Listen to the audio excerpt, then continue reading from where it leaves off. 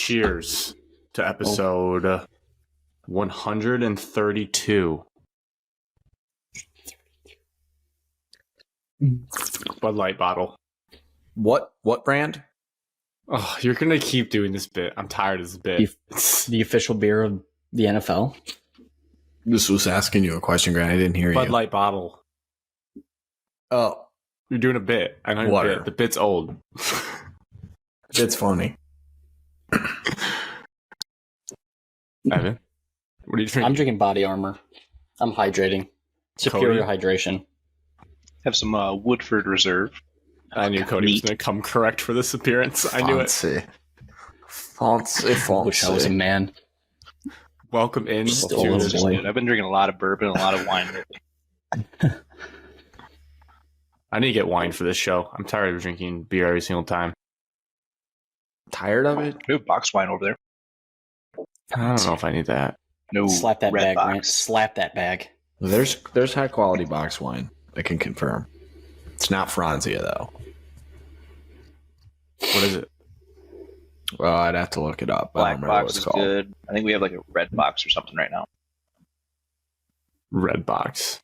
All right, welcome into the number one sports podcast in the state of Michigan. It's Tuesday, September 12th, 7:37 p.m. on the East Coast. And to Evan's joy, Mark Dantonio is back with the Michigan State football program.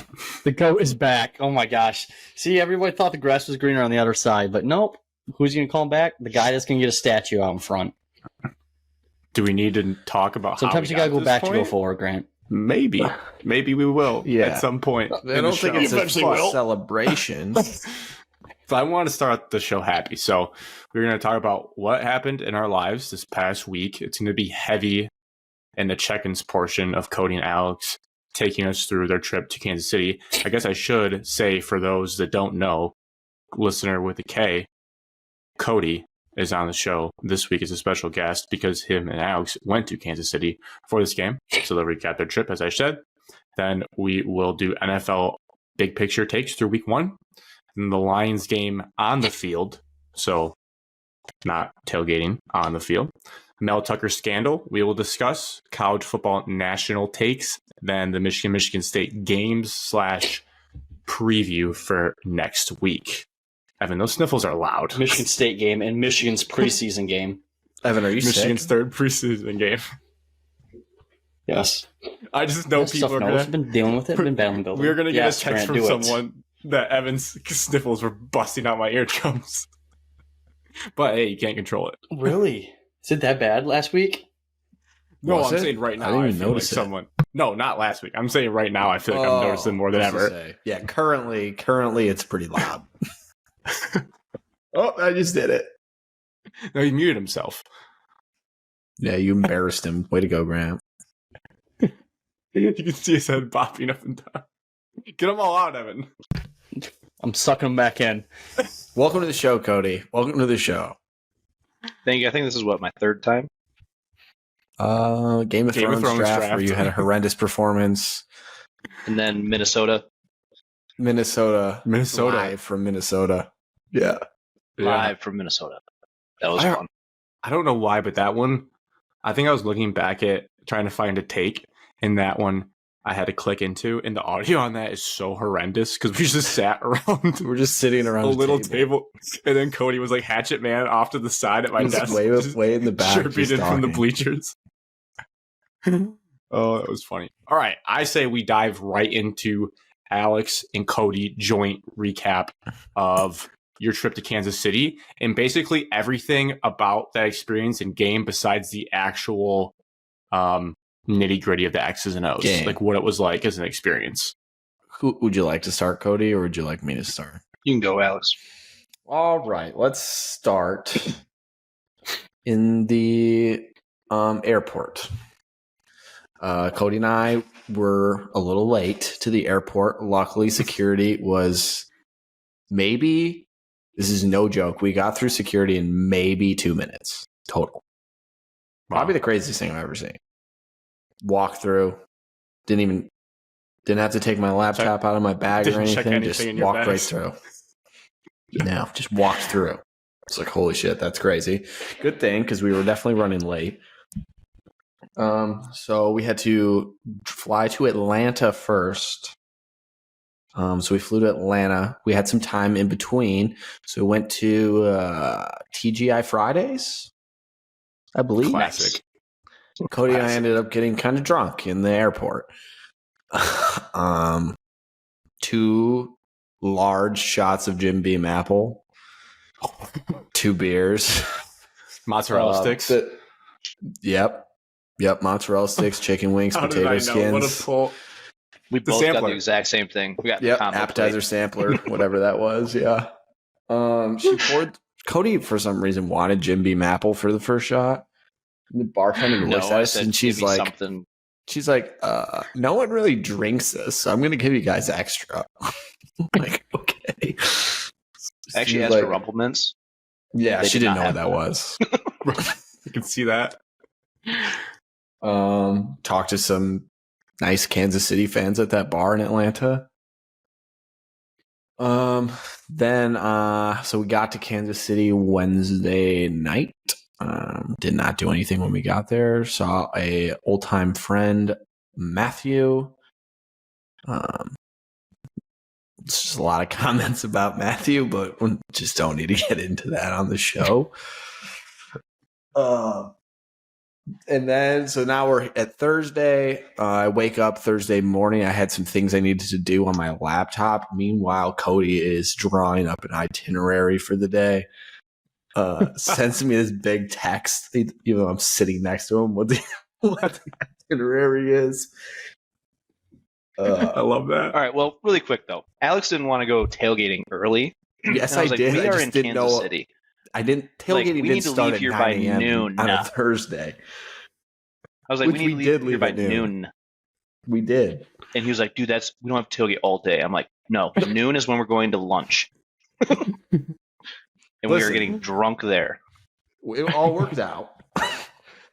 But I just figured, like you probably couldn't get into the lots and everything on a Thursday at like noon. But anyways, so like Cody said, we went to lunch, but really we just went to a bar where there were several other people at this bar.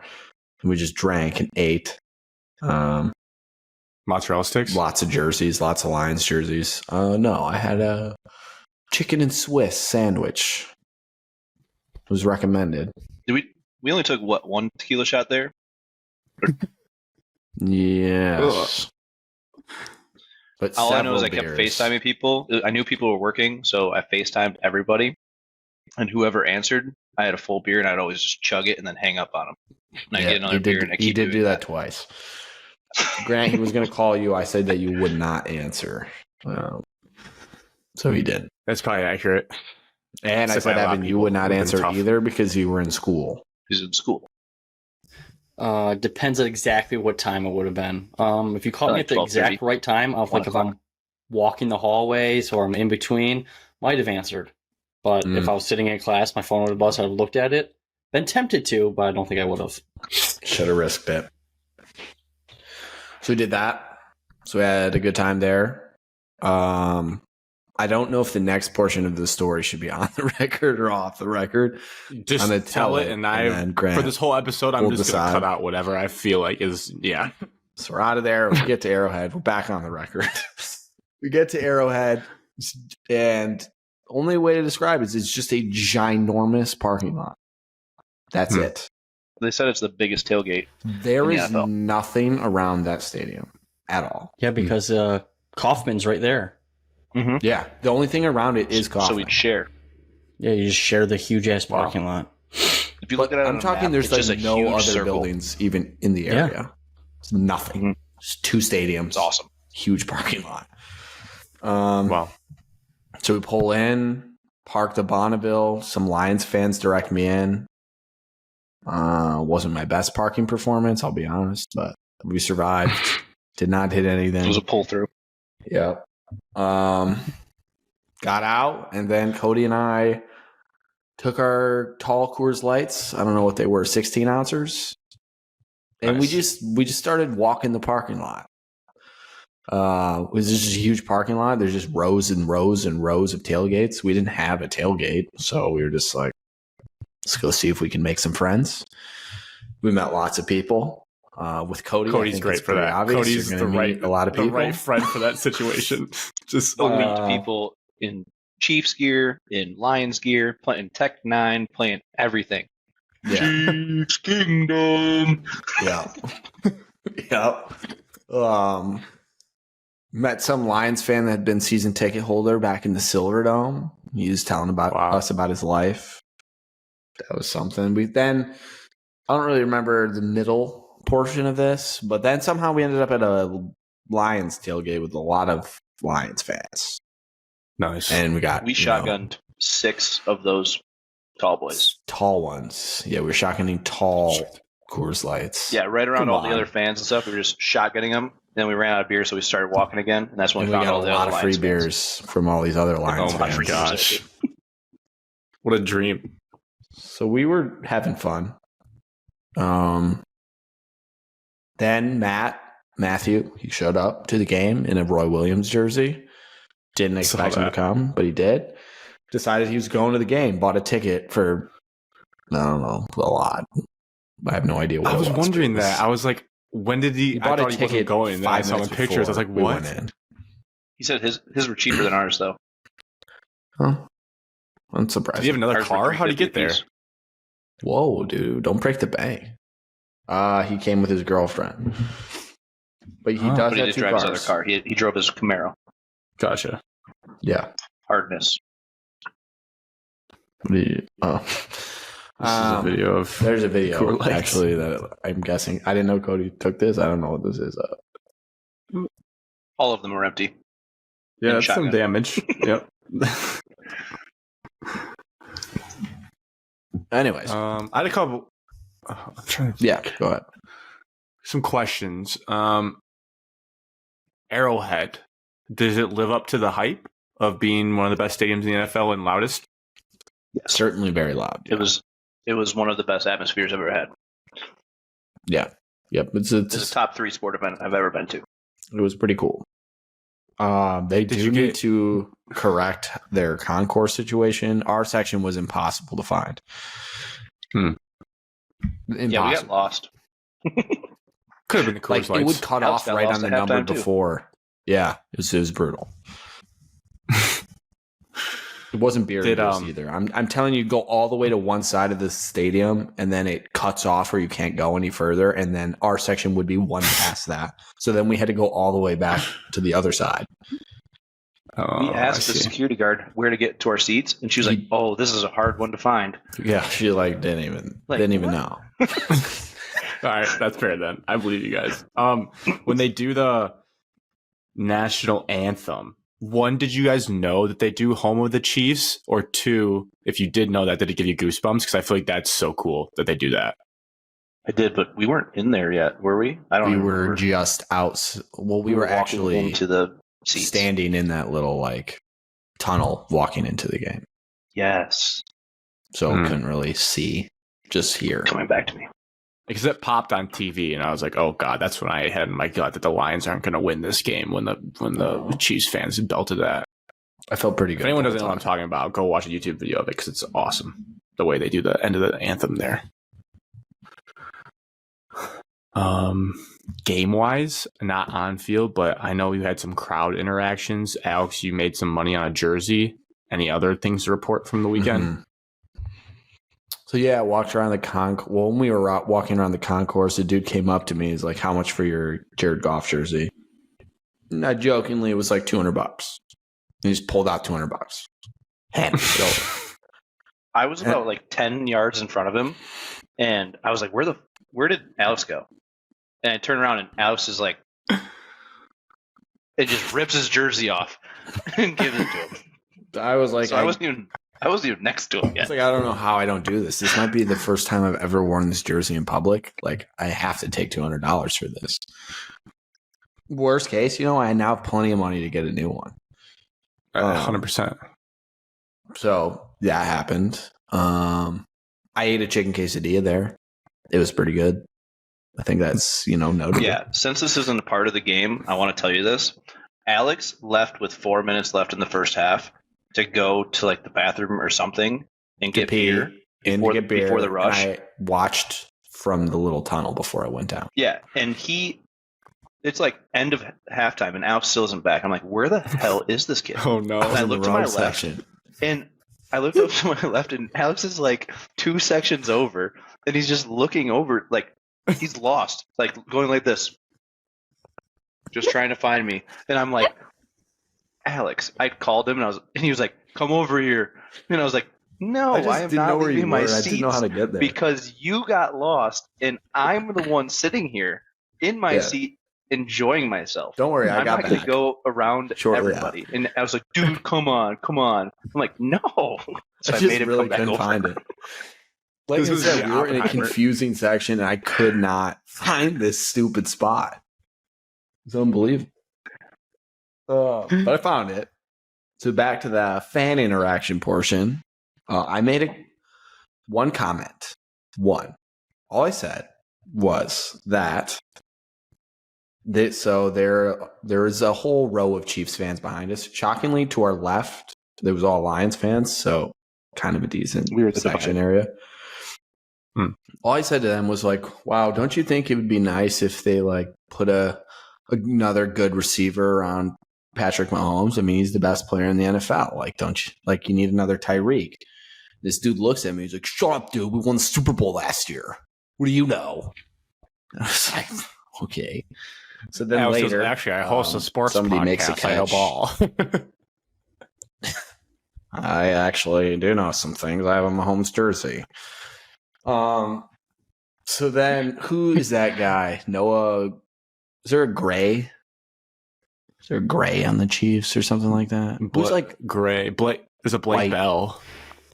Noah Gray's the backup tight end that was supposed to get all of Travis Kelce's targets, but Blake Bell got it instead. Did a white guy make a catch for like 20 yards at some point? Ball.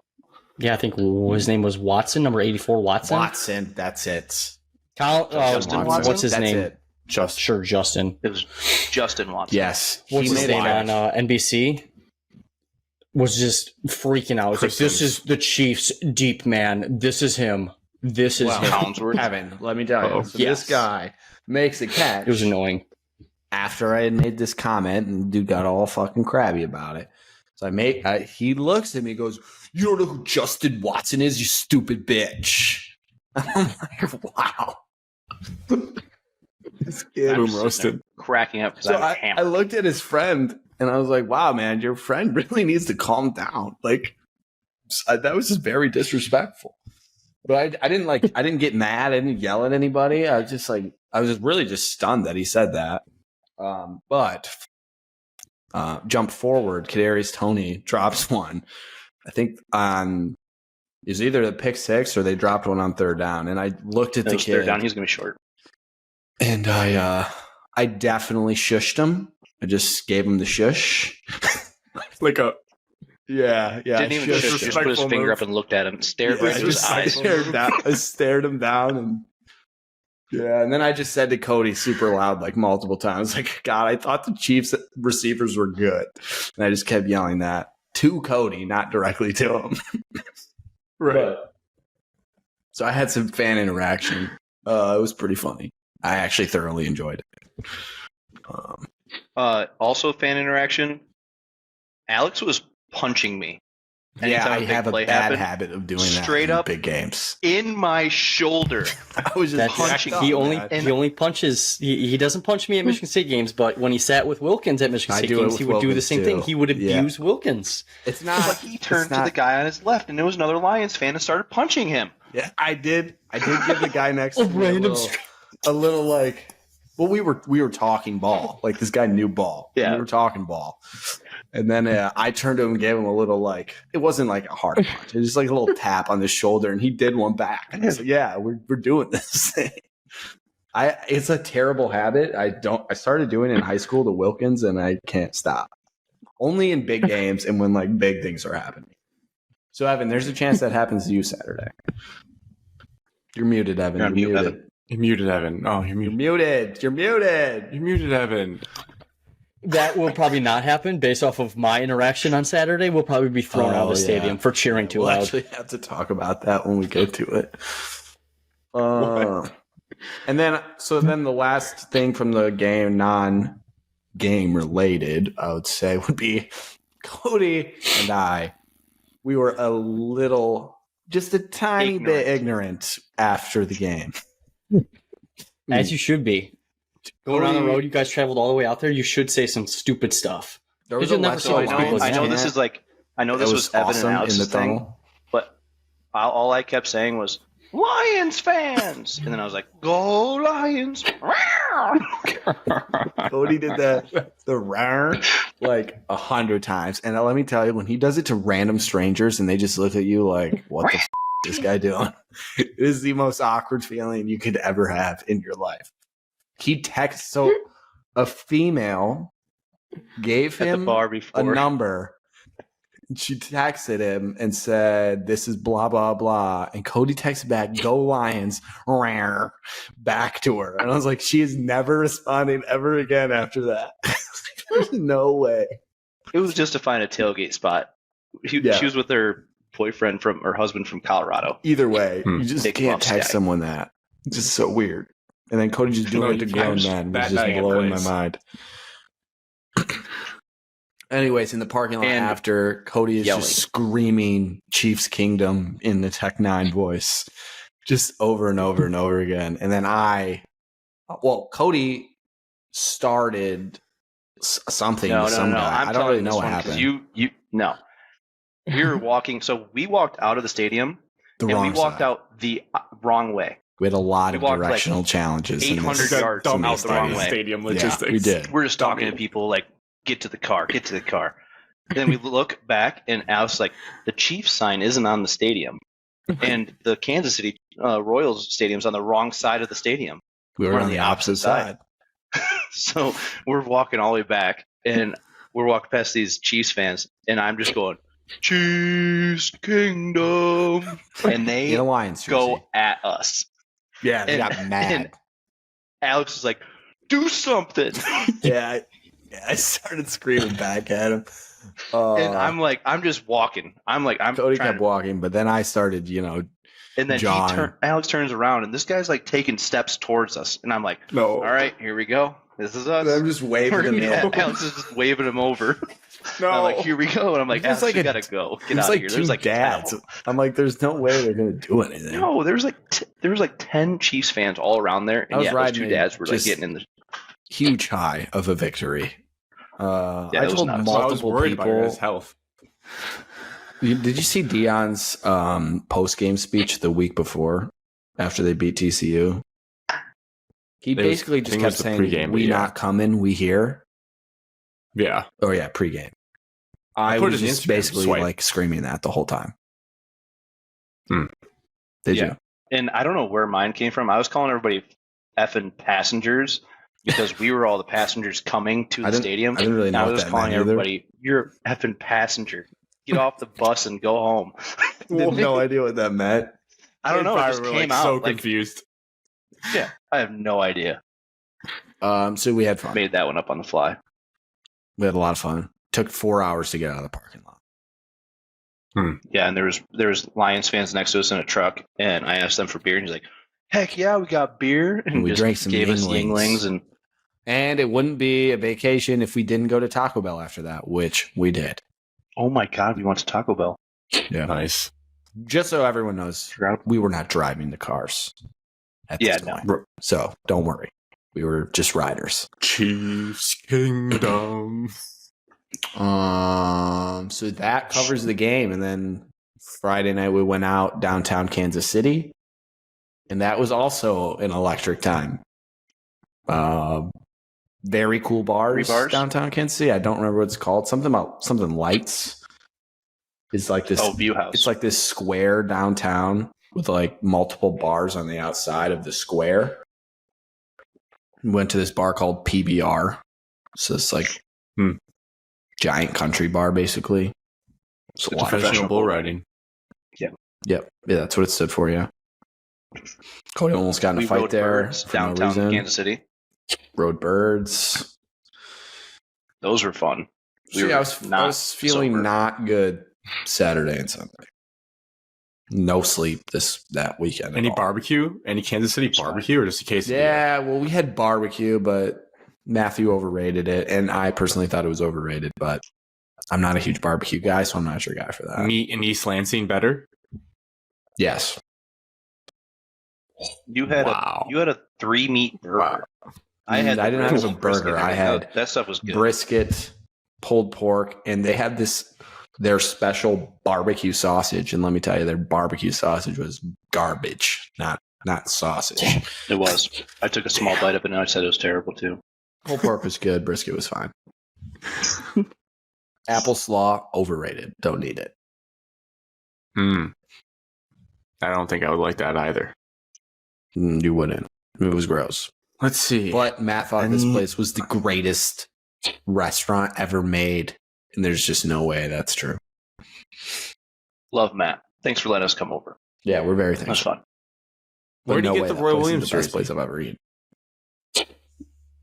His girlfriend had it. Girlfriend, yeah. What are the odds? Now you're probably wondering, Matt has a girlfriend? Yeah, I know. Yeah, that too.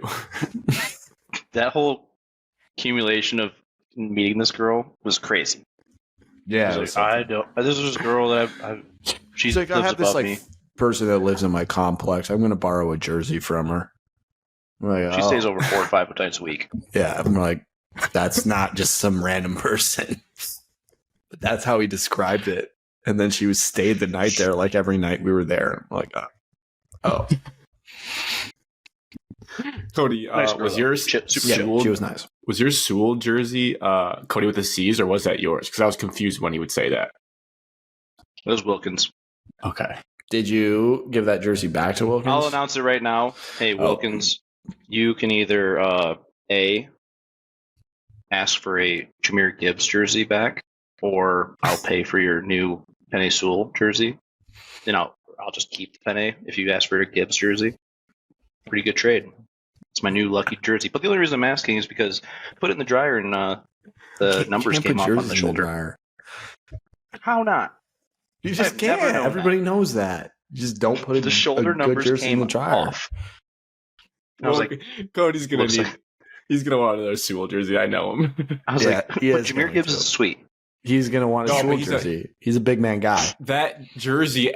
There's a case to be made that Cody with a C and Evan buying those two jerseys in the worst game I've ever watched of Lions football Yeah, that turned was this crazy. franchise around, because that Turned was it like around. rock bottom. Oh no. That means so I'll just buy a new Penei Sewell jersey and then I'll keep that one. I cannot wait for You him should. to listen to this because it might not be tomorrow. He's Yeah, usually he's gonna like a text day or us two in, later. 517 crib. Yeah, I'm not going to tell him What? before this. Should I cut this and then Oh, you just buy? Like you just buy the jersey. He won't even know. No, I think it'd He be won't good even know. for him to find out. No, Sorry, Wilkins. Cody. I had nothing to do with it. I No. told Cody he was a moron for putting it in the dryer. Yeah, but you didn't say don't put it in the dryer. Well, I when didn't know you were doing doing laundry. I just didn't, Did you know just were do doing delicate or was it regular cycle? that. Oh no, hot. No, it was stop. Like it was a towel. Stop. It was a He normal knew load of that laundry. shit in there. And you know Matt uses like the delicate settings on his Gucci clothes. So His it was Gucci clothes. the normal stuff. Oh, that's good stuff. Evan, Flying week? back sucked. I would also just like to say that. I bet. Any specific reason or just in general? Just sucks. Cody had some guy trying to man spread on his aisle, so that sucks for him. Oh no.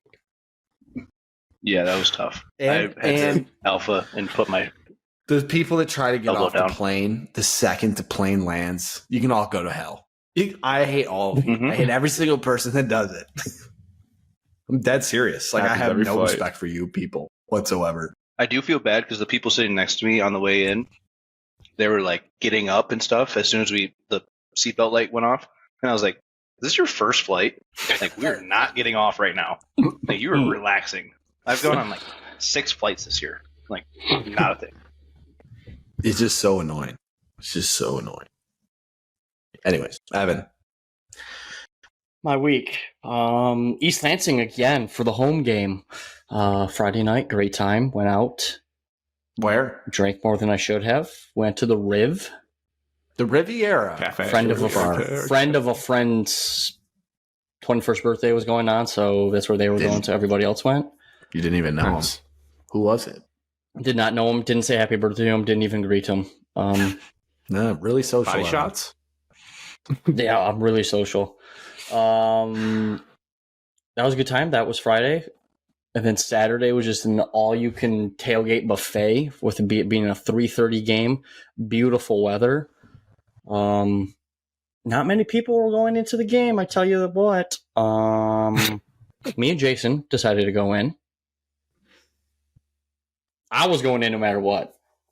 Jason said, "Yeah, I'll go with you, buddy." A little booze influenced that. So we go into the game, sit down. I'm not really thinking of anything, just cheering, having a good time, talking with Jason, what are we doing? And all of a sudden we do the chant. We score a touchdown and we do the student session chant. Mm-hmm. Let's go State. F Richmond. They suck balls. Big hairy balls. I probably said it like that loud. I barely said it. And as soon as the word balls comes out of my mouth, I have the adult woman sitting in front of me. There are children around. I'm like, oh my gosh, I'm cheering. Yeah, so I said I'm cheering. To preface, Cody, that text in the chat of what Evan said is not true. Confirmed, not true. Okay. Jason fibbed. Okay. Fibbed a little bit. And so now there's a mom to my left in front and directly in front of me cheering against Jason and I, basically. Then there's a dad to the right cheering against Jason later. So we score a touchdown. Jason and I literally stand up and cheer. Like and give each other high fives and just cheer. Like, we scored a touchdown.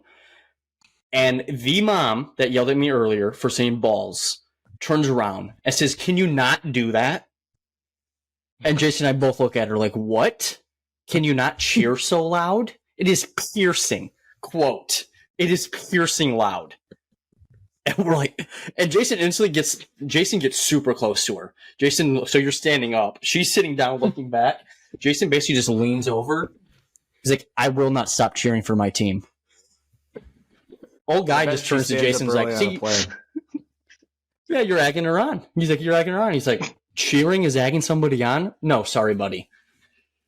And so after that, we were just joking with each other and like being loud and obnoxious on purpose. So every now and then, like, something good would happen, and Jason and I would just sit there and just be like, "Hey, Jason, don't cheer. You can't cheer, buddy." We would talk out loud so they would hear us. Like, "Hey, don't cheer. Don't cheer. Can't be too loud here." So that was just super annoying. I'm sure you guys we got sick of it after that. Oh, yeah. I was poking the bear. And then it was really funny because the lady that yelled at me first for saying balls, she went up and got like food or whatever, and then she sat like 5 or 6 rows like further in front, not her seats. So I turned to Jason and I stood up and pointed at her. I was like, "Oh, that lady's not sitting in the right seat. Not sitting in the right seat." It was literally like 2 minutes before halftime. Jason and I left at halftime. We probably had like 20 people cheering us out of there. Like, thank God these people are gone. Cheering? Oh, thank God you're gone. Are those your season tickets? Yeah, those are season tickets. I have to walk in there next Saturday, Evan. I did say they were yelling at us. I did say like I can't really see you next week. Was it this bad? I did say that. I was like that many people. I said, "Hey, good thing I have season tickets." I said that at one point. I said, "Good thing I have season tickets. I'll be here next week." So we'll see if they show up. Jason did text me yesterday and said, "Good luck in Spartan Stadium on Saturday." Yes. Okay, so Alex, you know a guy the dad that turned around and told me to knock it off for booing on the second drive of the Central game? Which I agreed with him. Yes. He was against us. He was not on Jason and I's team that week. Not surprising. That's 2 games in a row. 2 games in a row, I know. Sounds like everybody in that section doesn't like us now, and I didn't even do anything. Well, they might forget what you look like, so you might turn into Jason. I used all my ignorance. You're guilty by association. I can't be ignorant anymore. I would say, like, I have a pretty good radar and self-awareness that, like, yeah, we're still in the age where our friend group can be assholes in public. probably more often than not, but I don't think anything. Like I think those people are the assholes. Especially, I would stand up and agree that like if I was like out of line or out of pocket, but I got yelled at for standing up and cheering after we scored a touchdown. That's exactly when I got yelled at. The cheering is screeching, or what did she say? Piercing. It was piercing. It was piercing. That is the most dramatic thing I've ever heard. Even if you let out a Ric Flair boo, like that's fair game. You're at a football game. Also, with the balls comment, that's pretty mild compared to what you hear at football games. Like you're bringing your child to a football game. This is a ballet. A college football game. Everybody just sit there and clap. It sucks and then have people defending on Saturday. I know. Evan's always said Michigan State fans are the worst. They are. Just like overemphasize your claps next time. Just like I'm going super loud and I hope they're back. But I don't think it was the same people that PJ Fleck game, so I think they're rotating seats. To our left. Yes, he brought his daughter / son. I don't remember, but he was on his phone the entire time checking out the Cubs score again. PJ Fleck, good guy. Doesn't say a word. Like I just don't get when I've been he probably hates us too. Games, right? When I've been at games that people are ignorant or pissing me off, you more just like laugh at it with your friend group and you don't let it affect you. Like the fact that they're trying to gatekeep how you can be a fan at Spartan Stadium is infuriating. This like why are the two Central kids behind us the first week? We didn't say anything to them. No. Right. Yes. Yeah. You like laugh like these people are stupid, but like that's I don't know if like COVID broke people's brains and I'm chalking it up to that where like people just forgot that you can't just control. I don't know. I simply don't know, but I feel like there's been a rise in just there's always someone stupid at a football game or a sporting event. And it's just absurd. I hope it doesn't happen next week. Yeah, I can tell you're mad about it, Grant. You're pissed. It does. There'll be a live update. There'll be a live update about 5:28 going to everybody's phones after we get down 14-0. Evan, I'll come down there if seats clear. I'll come down there right above. And then Sunday, I got to watch. I got to sit and just watch NFL football in one of the. Oh yeah, we will. No, funny. Okay, so I drank all through the tailgate. Clearly, drank on the way to the stadium. After the stadium, drank some more, and then everybody was ordering wings while we were watching the Texas-Alabama game. I slept. I fell asleep in front of everybody, just on the couch, and took a nap until I got woken up and said, "Hey, man, we're going back to the house." Where were you?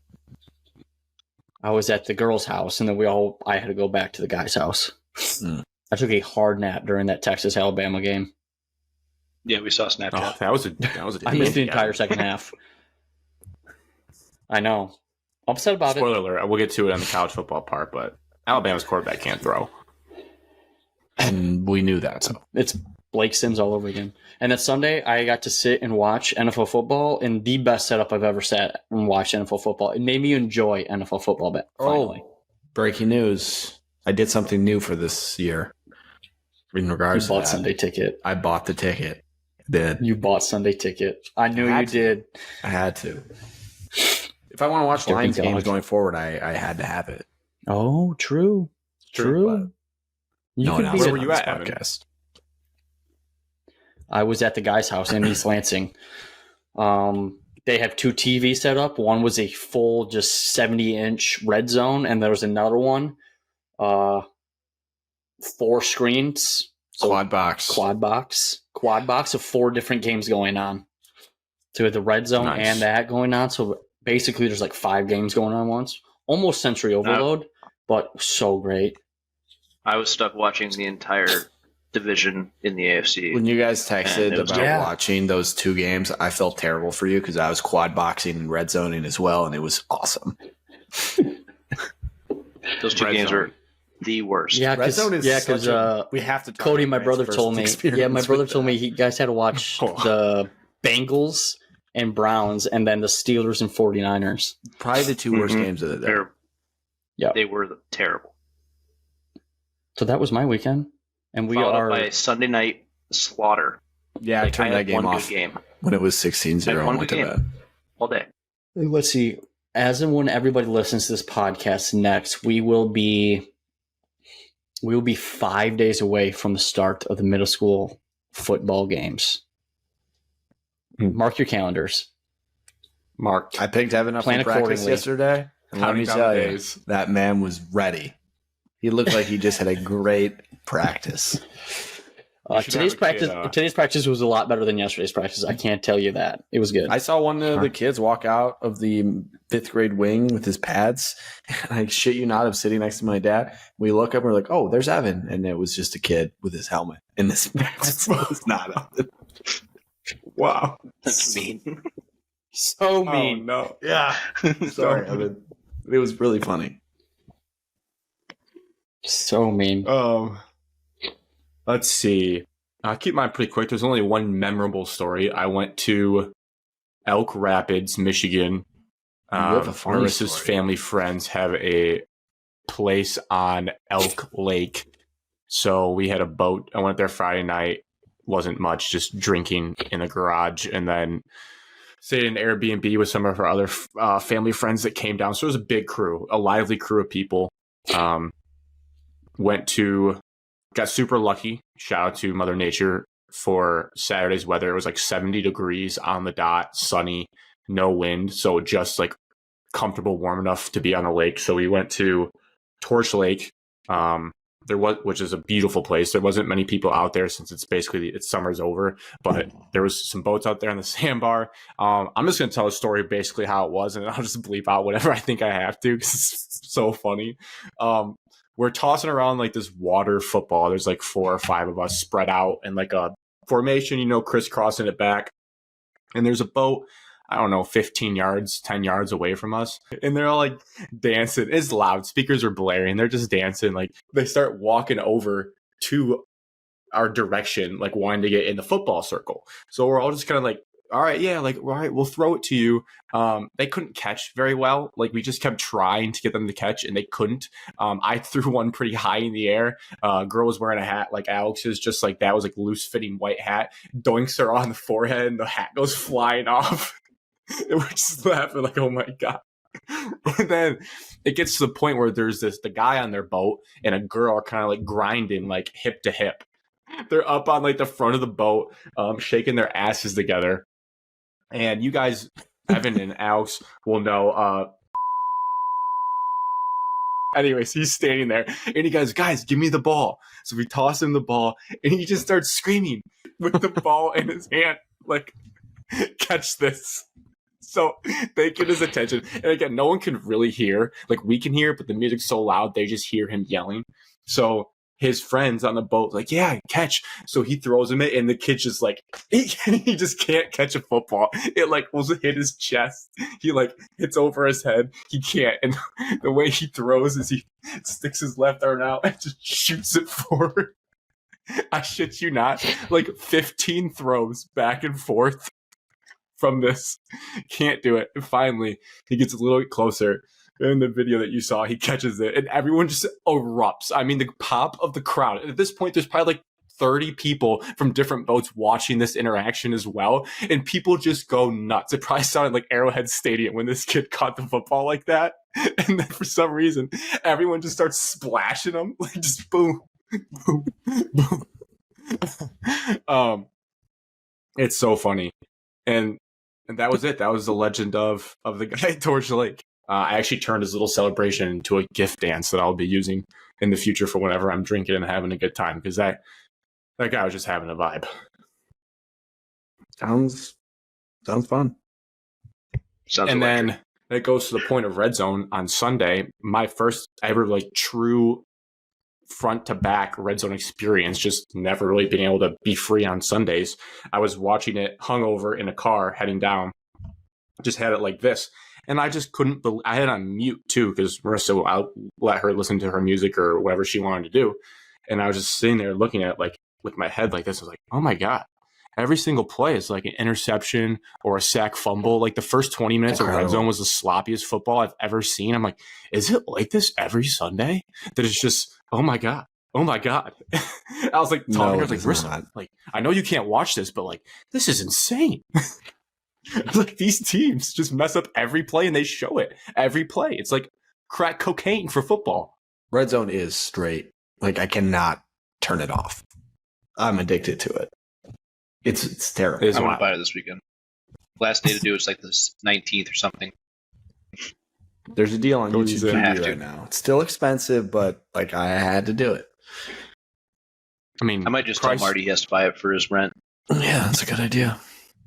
Price per hour watched is probably a pretty good rate with how much we watch it. Let me do Except some it's math. only good for 1 o'clock games, right? No, it's all No, day. you can watch it for the Shit's all fours. day. 4 o'clock games is usually only like 3 or 4 games, but they had like 5 or 6 this week, so it was worth it for week 1. Yeah, I'll still buy it. All right, I think we should do quickly on the national takes. We'll go fast since our weekly check-ins were so electric and long this week. NFL broad takes, week 1 overreactions. Does anyone who has the spiciest overreaction in this room? And if you have it, Cody, all right, what is it? Every team is trash except for like 3 or 4. I like it. There was no good games. No teams like blew my socks off. Reminder, a lot of teams don't play any starters in the preseason anymore, and this has been a trend the last several years in the first game. Lots of I turnovers. know, but it was a terrible week for weekend. Good job of balancing that out, for me. Alex. I think, Look at the fantasy scores. well, that's why it's a bold, broad take, because it's an overreaction. To Cody's point, based on that, the teams that did stand out to me, my overreaction is the NFC is better than the AFC, which I don't think will hold up the whole year. But when you look at the scores, the Niners and the Cowboys impressed you. And no one in the AFC really impressed you besides the Dolphins, I would say, or the team that impressed people. That's pretty much it. Well, wasn't Cincy, the Bills, the Chiefs, Jacksonville squeaked it out, but everybody was Like none of the the top big 4 guys, young quarterbacks all lost. Herbert, Mahomes, Yeah. Burrow, and Tua. Allen all lost. Winner. Spicy take. Allen's not elite. He's a great quarterback. He is not elite. Dan Orlowski roasted him He's on Jared SportsCenter today. Goff. He's Jared Goff that can run. Jared's good, though. Yeah, and so is Josh Allen. But he's not Josh Allen Patrick Mahomes. is He's not Joe Burrow. I'm not ready to jump off the Josh Allen train like a lot of people have been saying. He's still uber talented. Much more talented than Jim my Kelly. guy, Jared Goff. Cody, I think Josh Allen is a much better version of Dak Prescott, but he just has that tendency to throw a bunch of picks. Yeah, Evan? Dak Prescott's like a bottom 7 quarterback in the league. Well, that's Right, you're getting very laggy. He's terrible. very behind. Yeah. I had a question for Evan. Evan, after seeing what the Cowboys did against the Giants, are you still sticking to the Lions would go into Dallas and beat them? Yes, absolutely. You said their defense was bad last week. Their defense clearly is not bad. They have one guy. Down No. Well, they have the best defender in the league. They have one guy. And they still talk about how they did not shore up their middle of their defense. They did not shore up their run game. Mozzie defense. Smith's there. He was not playing when I was What'd you watching. say, Cody? Mozzie Smith. They had a lucky break on the blocked field goal. Kid jumped inside, never reached for the outside guy, always blocked protector Evan, inside. You're not going to sit here and tell me that it was lucky they won 40-0. I'm not saying it was lucky. They had a couple lucky bounces. The block Giants was a didn't lucky. score a point. I said a couple lucky bounces. I'm not talking about the rest of the game. Tell me their defense is good, and then we can move on. They have one good player on their defense. Lions will Is that lose to enough them for you, unless Alex? they have to beat them. The Lions will go into Jerry's World and beat them on December, whatever it is, on Saturday night All right, They tell will me that by more than 10 points. Alex was right. That's Micah spicy. Parsons was the guy in that draft, and I was right. Okay, Alex was right. Good. But we got Sewell, so I mean, Yeah, but I was right. That is the best player in that draft. We couldn't get him Yes, we Other than without getting passed, Sewell. Cody. We passed on him to get Sewell at 3. at It's not passing 7. on Micah Parsons. I would actually take Justin Herbert over Micah Parsons, to be honest. Well, that could be a debate. Burrow was in that class. What are you talking about? Positional. Who's the best football player right now? Joe Burrow. Justin Herbert. Joe Burrow. They impact the game more than Michael Parsons. Joe Burrow, does. yes. Justin Herbert, no. Burrow, Parsons, Herbert. Tua. Chase. Yeah. It's a good Parsons draft. is already like 6th on your list. No, he's number 2, and he's not moving from 2. Herbert's not in front I think of him. he was voted NFL top 100 top player in football by the players. I know it's the players voting, but I think he was voted top. He's a good player, Alex. Really good What do you want really to good say? players right now. Correct. That the Cowboys have a good defense.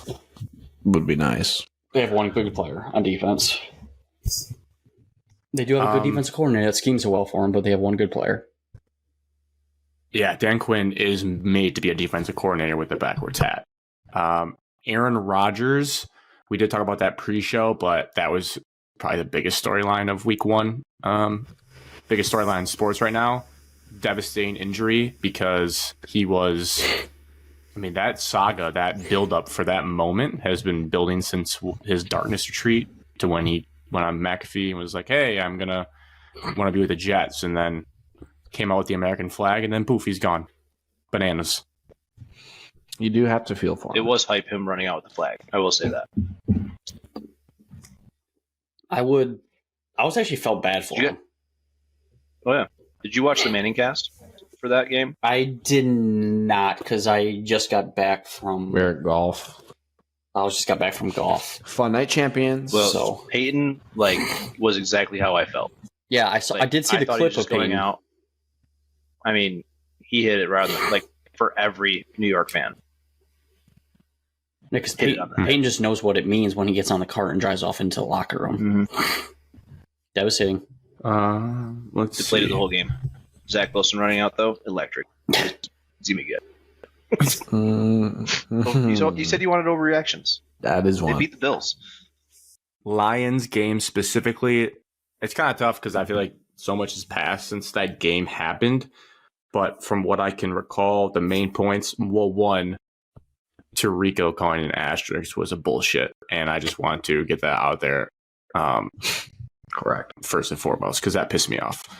He's terrible. I at saw calling games. he defended that though. Didn't- He defended it. He didn't mean it that way, is what I heard on don't say 97.1. He defended it and he apologized about it. Yeah. He didn't mean it like this shouldn't count. Like it was just Well, like why'd he what say could it? have happened. Why'd he say it? Correct. The reason anybody wants. No announcer say that.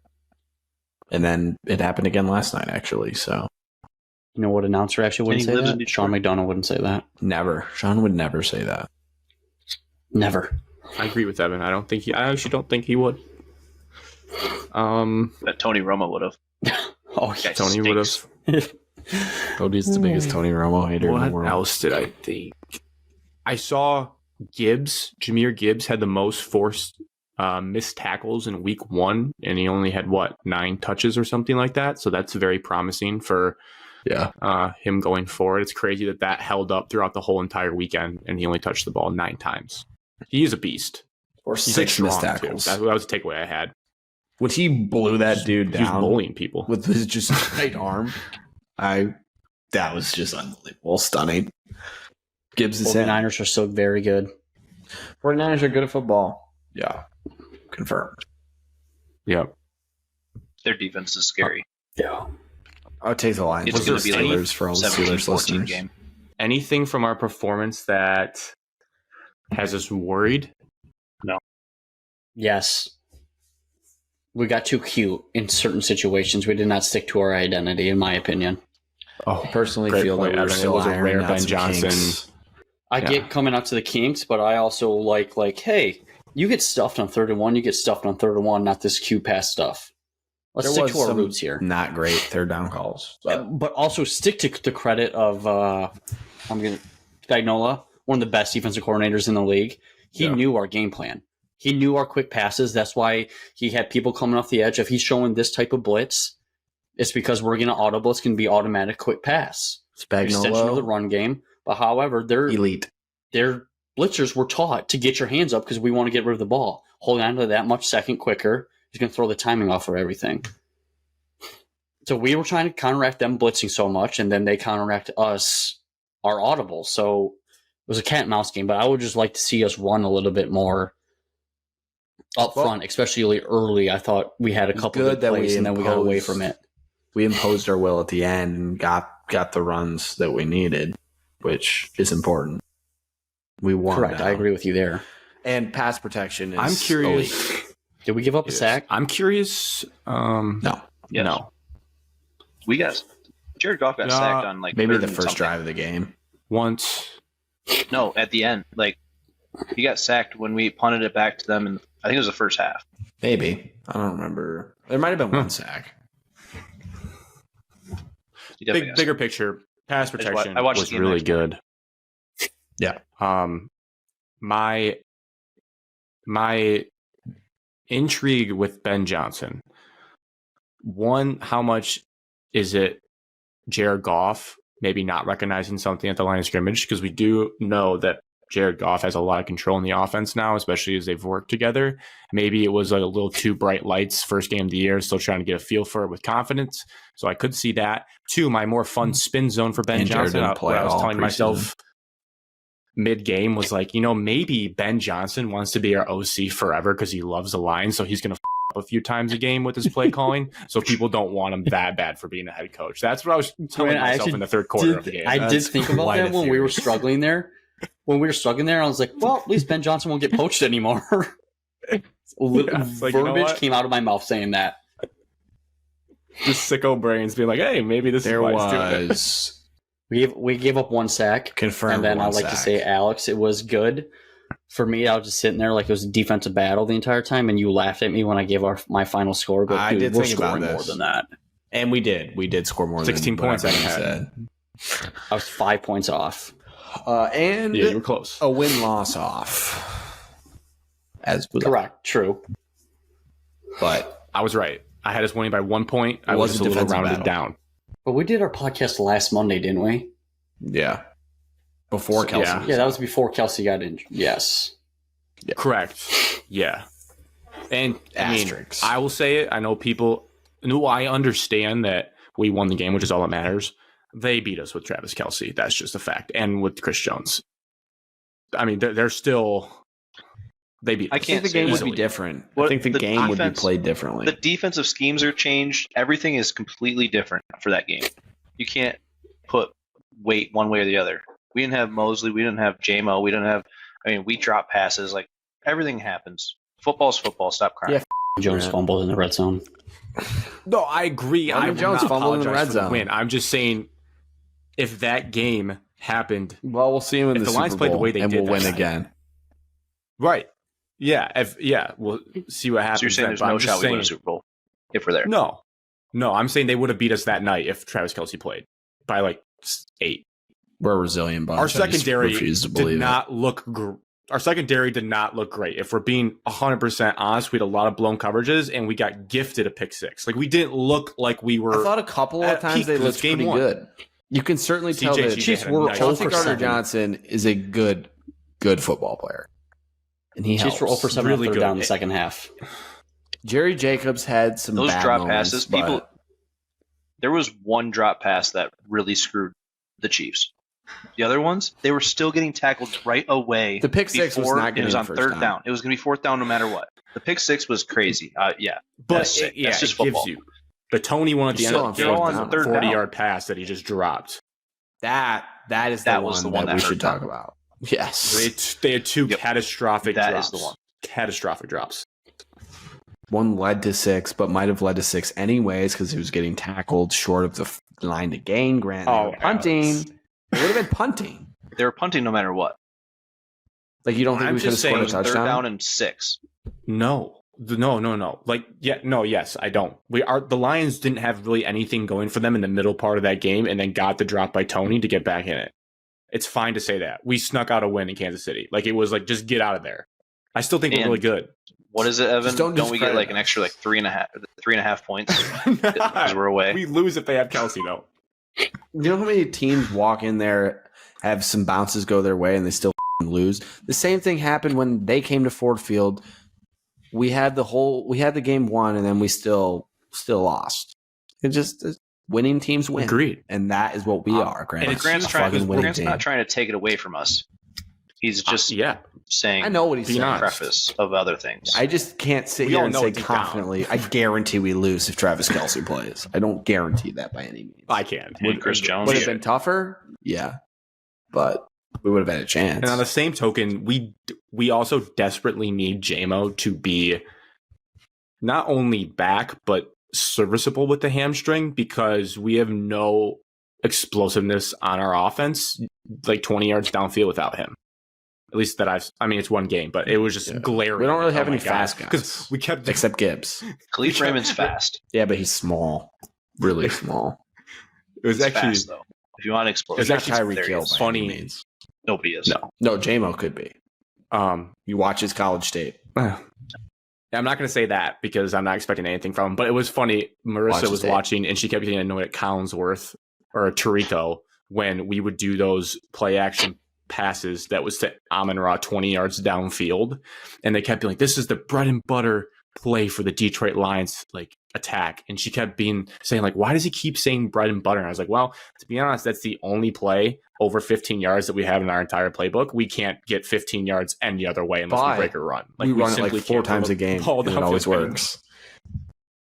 It does for now. Except that Khalif Raymond touchdown at Lambeau when Jared flipped his hips like a god. Well, we're in this season right now. We're in this season. Just want people to remember that dime throw from Jared. Quickly, Marvin Jones shouldn't play. Seahawks. That's enough of that. Yeah. Seahawks, we feel good. I already said Marvin Jones can't play back. We should destroy them. We should destroy Seattle on Sunday. I feel all they have right. No tackles. They just signed one, Jason Peters. He's 41, Evan. Still good. You think Hutchinson can't go buy a 41-year-old? Well, you probably do think that. You said something mean about Hutchinson. No, I don't think that. I don't think that. Hutchinson was the reason why he caused a lot of those incompletions. Evan takes it back. He doesn't think Hutchinson's bad. I thought you were talking about me on Thursday night when Grant said something about the Thibodeau thing. Do you still think, Evan, we'll just do this weekly, do you still think Thibodeau is better? He was a better prospect coming out of the draft, yes. Who's better talent-wise, yes. Right now? Thibodeau.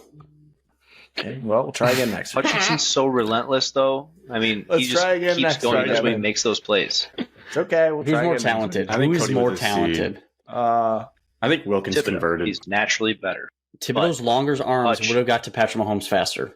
That's just fact. No, he would have. This is such a weird horse when he does on. those spins around. Or hill to die on. So weird. It is. So it's fantastic. It gives us clips. All right, we'll check in next week. As a bit. We'll ask again. Yep. All right. It's time for the serious part of the podcast.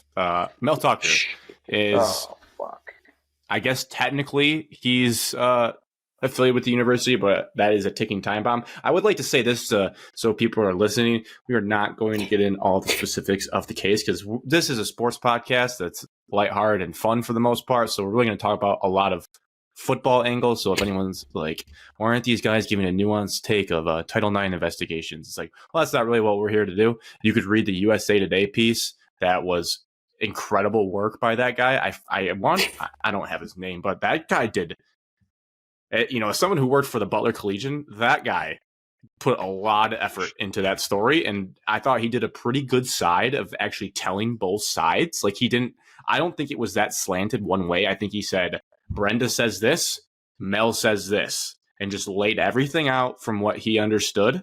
So that is the story to read from USA Today. The ESPN one was way shorter. They basically just aggregated whatever USA Today said. So read the USA Today one. I guess I'm curious for Alex and nitty gritty. I always USA like to. Today. Yeah, I want to know from you, your guys' like emotions, what ran through your head, if you can put yourself back to what you felt when you saw these headlines come through. That's what I'm intrigued by.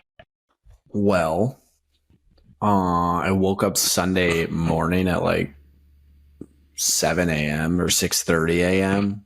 Not to get up. I just like had woken up to a text that my dad sent. So shout out G. He sent that article and said, "Uh-oh." That was all he said. I don't know what it was. Didn't see it the night before. I was already sleeping. So I spent the next like 20 minutes reading that very thorough USA Today article. And yeah, my just immediate reaction was, can't see how he is the coach anymore, and all that is over. It was just it was very upsetting to read. I did not know that was coming. I didn't expect that to be coming. I didn't think Mel Tucker was that kind of person. Any of that. I didn't think he'd get himself into that situation. So I would say I was very shocked. And then I didn't really want to think about Spartan football for the next 2 hours. But obviously I knew as people woke up, that was going to be the conversation. So it sucked. So I got a little bit anger, disbelief, betrayal, Very all shocked. wrapped into one. I wouldn't say felt betrayed immediately. I just more so thought bonehead decisions, stupidity, moronic, dummy. $95 million thought crossed my mind a couple of times. So yeah, not great. Evan? I was pissed. Yeah. Absolutely pissed. I couldn't believe it. I was still in shock all day Sunday. I just repeated myself over and over again. Just said the same questions to Jason and Colby. Just said the same questions. It's like, why? Oh, I forgot And you were we have a new East football Lansing coach. for that. Yeah, that's great. Yes, I was in East Lansing when the news broke. Woke up, same thing to Alex. It was right around 8 o'clock ish. Had a lot of notifications from the night before. And I just checked on the first one that I saw, and it was a friend of the podcast, Cody with the C, saying, well, our program's back to Northwestern. Now Well, this is interesting. I wonder what happened. But yes. So, first thing you do, you open up Twitter, and that's the first thing I read was the USA Today article. Just scrolling through everybody's tweets, every Michigan State reporter. And I was like, I can't believe this. Could not believe it. I was like, well, how good is this article? Sat there like Alex. It took me a little bit longer. Read through that entire thing. And I was like, dude, there's no way. There's no way this is like any of this is real. I was just pissed while I was reading it. So you can't be that stupid. Yeah. To piss away your life. I was still pissed all day Sunday. All day Sunday. Until I'm still in shock today. 5 p.m., you got some good news, and then you felt better. Yeah, but we got that news a little bit earlier, around 4 o'clock, when people started breaking it on Twitter. True. But like when they announced, like around 3 o'clock ish, they announced that they were having a presser at 5. Mm-hmm. Like, you have like that. I had that like nervous like itch in my stomach. Like, he's fired. That's the first thing I had. Like, he is fired. You don't hold a press conference unless you're going to do something. I thought he would have been fired. Mm-hmm. I don't think he will coach ever again unless every single domino falls his way in his investigation hearing in October. Yeah, I don't. Which is I not think it's that thing is not a back and forth. He doesn't even get to like give his side of the story during that trial. It's not a real trial. They both Yeah, gave it's their hearing. sides already to the Investigation crew. Basically, I believe Mel's lawyers are going to be questioning her during that portion. She gave permission to do I'm that. gonna say I feel bad for Mel. I do. I mean, it's a terrible thing that happened, but I still feel bad for him that it's come to this. Because I do think it was like a consensual relationship after reading both sides. And it's just the fact that he did it with Brenda Tracy and like, why you're the stupidest person. Okay, I guess for me, it's like, I guess we still don't totally know. The he said, she said. There's probably parts. The answer is probably somewhere in the middle.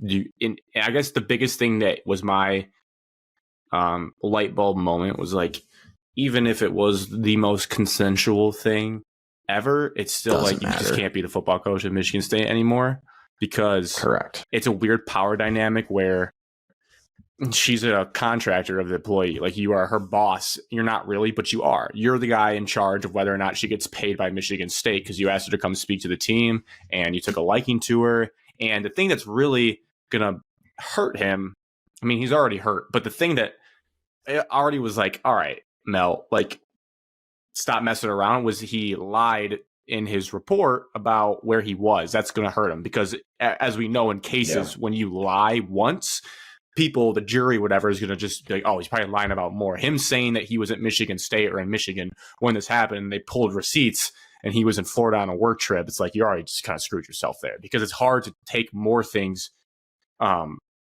take your point on other things. It's just, it's insane.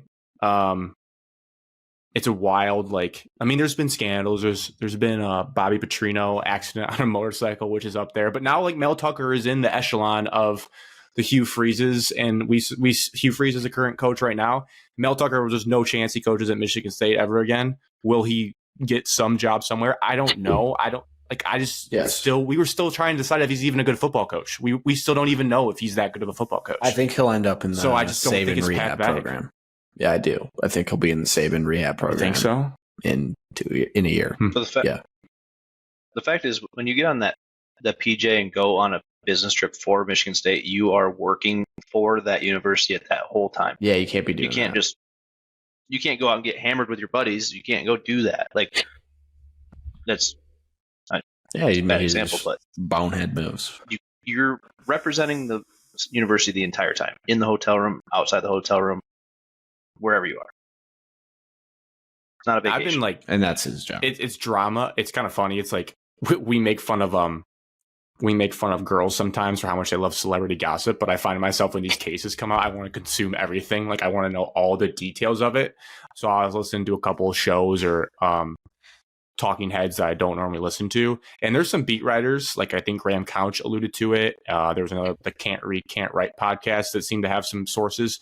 They were saying that they've heard that, like, this probably not an isolated incident for Mel, that he was kind of known as a womanizer from times. They weren't going to go on the record with anything because it was just rumors and hearsay. But you can kind of think that if this was happening, he's probably not the cleanest guy with other things. So he just really screwed himself over. I mean, again, even if you played the best case scenario where it was totally consensual, it's just, you can't do that when you're the head coach of the most important person there, most money wise.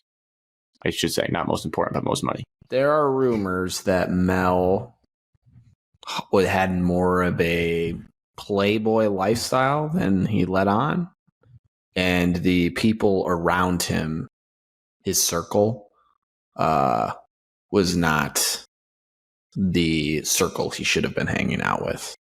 And they kind of enforced that, and like parties, all that kind of stuff. Another thought I had about this was, it sounds like, from what I've seen, that Michigan State did follow things the proper way with this type of investigation. Yeah, that should be stated. I will offer my services to Michigan State. If they want to hire me to be their PR person, I would like to do that, because they totally botched the press conference because they didn't know all the details. Tell people that. They just said the way it was. I know it's nerve-wracking. It reminded me of a Succession episode when they're all like having to prepare for a big speech or something, and they just looked kind of rattled and like, oh yeah, we found out then, but you didn't say exactly what you found out, which is very important. So that, I would just say messaging, work on messaging next time, but it sounds like they've handled everything the way they should, which is good so far. Mm-hmm. So that's good. Yeah. There's no fault on Michigan State right now at all. I would have taken more questions. I would have done that. I only did 3 questions. I do wonder what you can say, what you can't say, but ultimately, like, all times, if you think about it, do we as like alumni, students, fans, do we deserve to know every inch in detail about this case before it's resolved? No, probably not. You guys have a lot of merch. I would say so. I mean, Grant, realistically, it's a lot of money. It's not really our lives. All-time Solari moment. My Michigan State hat's over there, but it's on right now. We are not giving Solari a crown. Yeah, we are, because he's almost so absurd that I'm starting to come around to it. I will provide context of what I heard from listening to the Graham Couch show, but it's funnier if you don't know the context. Just so many eyeballs on a massive press conference in Michigan State history. Alan Haller, any questions? When Chris Lard went and put his phone up there, and he's the only one. He goes, Alan, what did Mark Dantonio say on the phone when you called him? Just lost it. I started laughing. That was question 1 of this press conference. Now, Dude, what I found out, what Graham Couch said, is that they discussed between Solari and I think Wenzel or Charbonneau. I don't know. One of the guys that was also there. Charbonneau was retired as of Saturday before that. So Wenzel, they were talking that like one of us 3 is probably going to get, called on. I'll ask this question. Solari's like, I'll ask the football question. It just so happened that Solari was picked first, but just the optics of the Did you watch like the start was of that? So funny. Like, yeah, Haller is walking to the podium, and the only guy standing up to go put, like, how they put their little recorders at the podium. The only dude who got up and did that was Solari, and he was like, ran up there, dropped it down, and went and goes and sits down. Only dude who did it. Also, do you guys know who's the guy that introduced Alan Haller? What was his purpose there? I think he's just a PR guy. Like, I think he's just the PR guy. Just like he was up there for a second. He was like, now we're introducing Alan Haller. Thank you for coming, everybody. We could have just said Here's Alan come Haller. up. Just good PR. Like, all right. Yeah. Felt bad for Alan Haller. He's taking a lot of heat that I don't know if he deserves. You get I guess Valenti put that's it the perfect. tough part. You get to hire 2 football coaches. If you have to hire a third, you're gone. Did you hear that? Haller didn't hire Mel Tucker. That's not fair at all. Hire what? Yes, Or he did. hear what? I thought he did. Hired. It was all Bill Beekman. Oh, then scratch that from the record. Yeah, that's horseshit. If I Valenti swore I said listened to that. that this morning on 97.1. Whoever said that is an idiot. Just Alan Haller. I mean, he assisted, but he was not the main AD at the time. Question That was late for in the Evan. cycle. That would be one Out hire way for into. him. That's ridiculous. This is a chance for a fresh start. I'd like to go through almost like a name game. Keep it or leave it. The woodshed. Keep it or leave it. Leave it. Keep it. I guess I should clarify. Leave it means get rid of it. Yeah, leave it. Don't need it. The deep end. I don't care one way or the other. Leave it. What'd you say? The deep end. Leave it. That's horrendous. Keep chopping. No. Gone. Can't Gone keep forever. that. Definitely can't keep that. Relentless. That was already here. Keep it. It's a Leave good it. football term. I like that one being gone too. Like just clean some slates. I cleaned the Bring in a rest. new wave. Any others?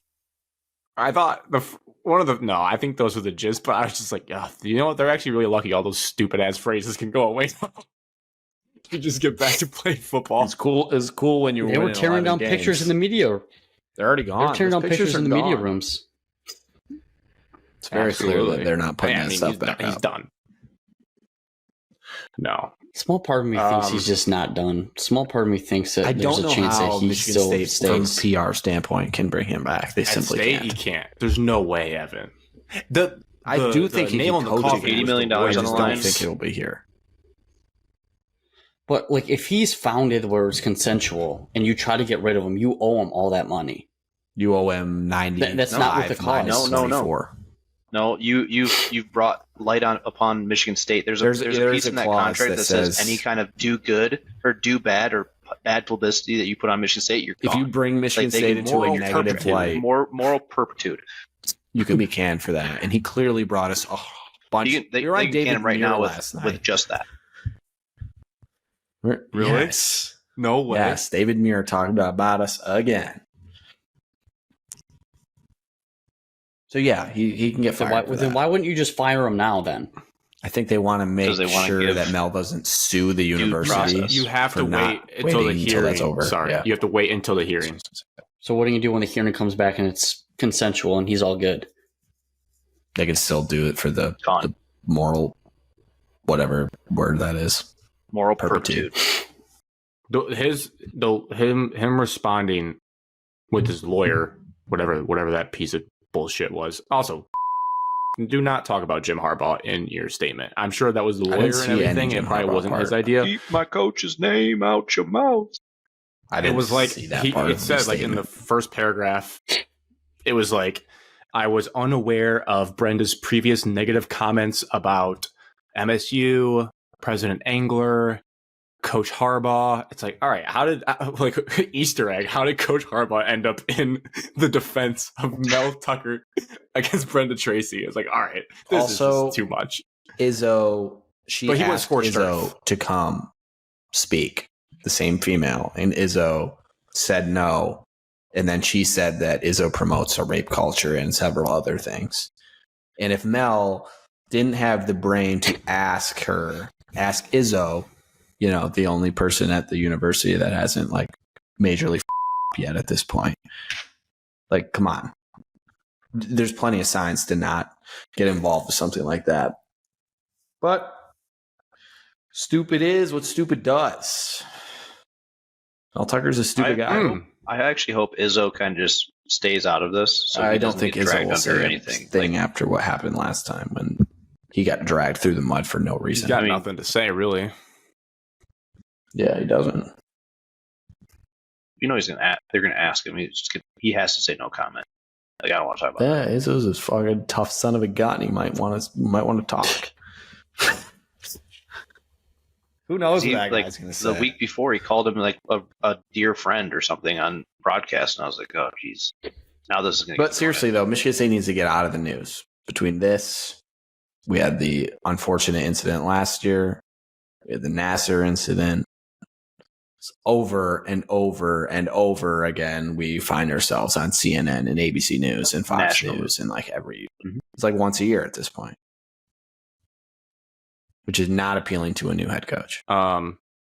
Correct. And I guess to kind of, I don't want to do the full coaching carousel of this show because there's still a lot to play out. It's like a whole season worth of focusing to play out. On focusing on the present here. Harlan Barnett gets to be interim head coach. They bring in Mark Dantonio to be associate head coach in an unreally specified role, but he will be wearing a headset. We know that for sure. My question for you, Evan, specifically, because I think I know Alex's, but I am curious. Are you, Evan, intrigued by the idea of Dantonio being there for more than this year and in this role, I guess? Like, if things go well, are you even open to the idea of him becoming the head coach again for 3 to 4 years? I don't think he will. Me personally, I don't think he will. I think the reason he retired unexpectedly because he got backstabbed by everybody that he trusted on the board. So going forward, he's going to do what's best for the football program only. That's why he's in this role. I don't think he would do it. Would I love to see him in the role? Yes and no, just because he's not there long term. His age is getting up there. He's already retired once, so he could do the whole back out again, and then we're in this cycle of trying to hire a new coach.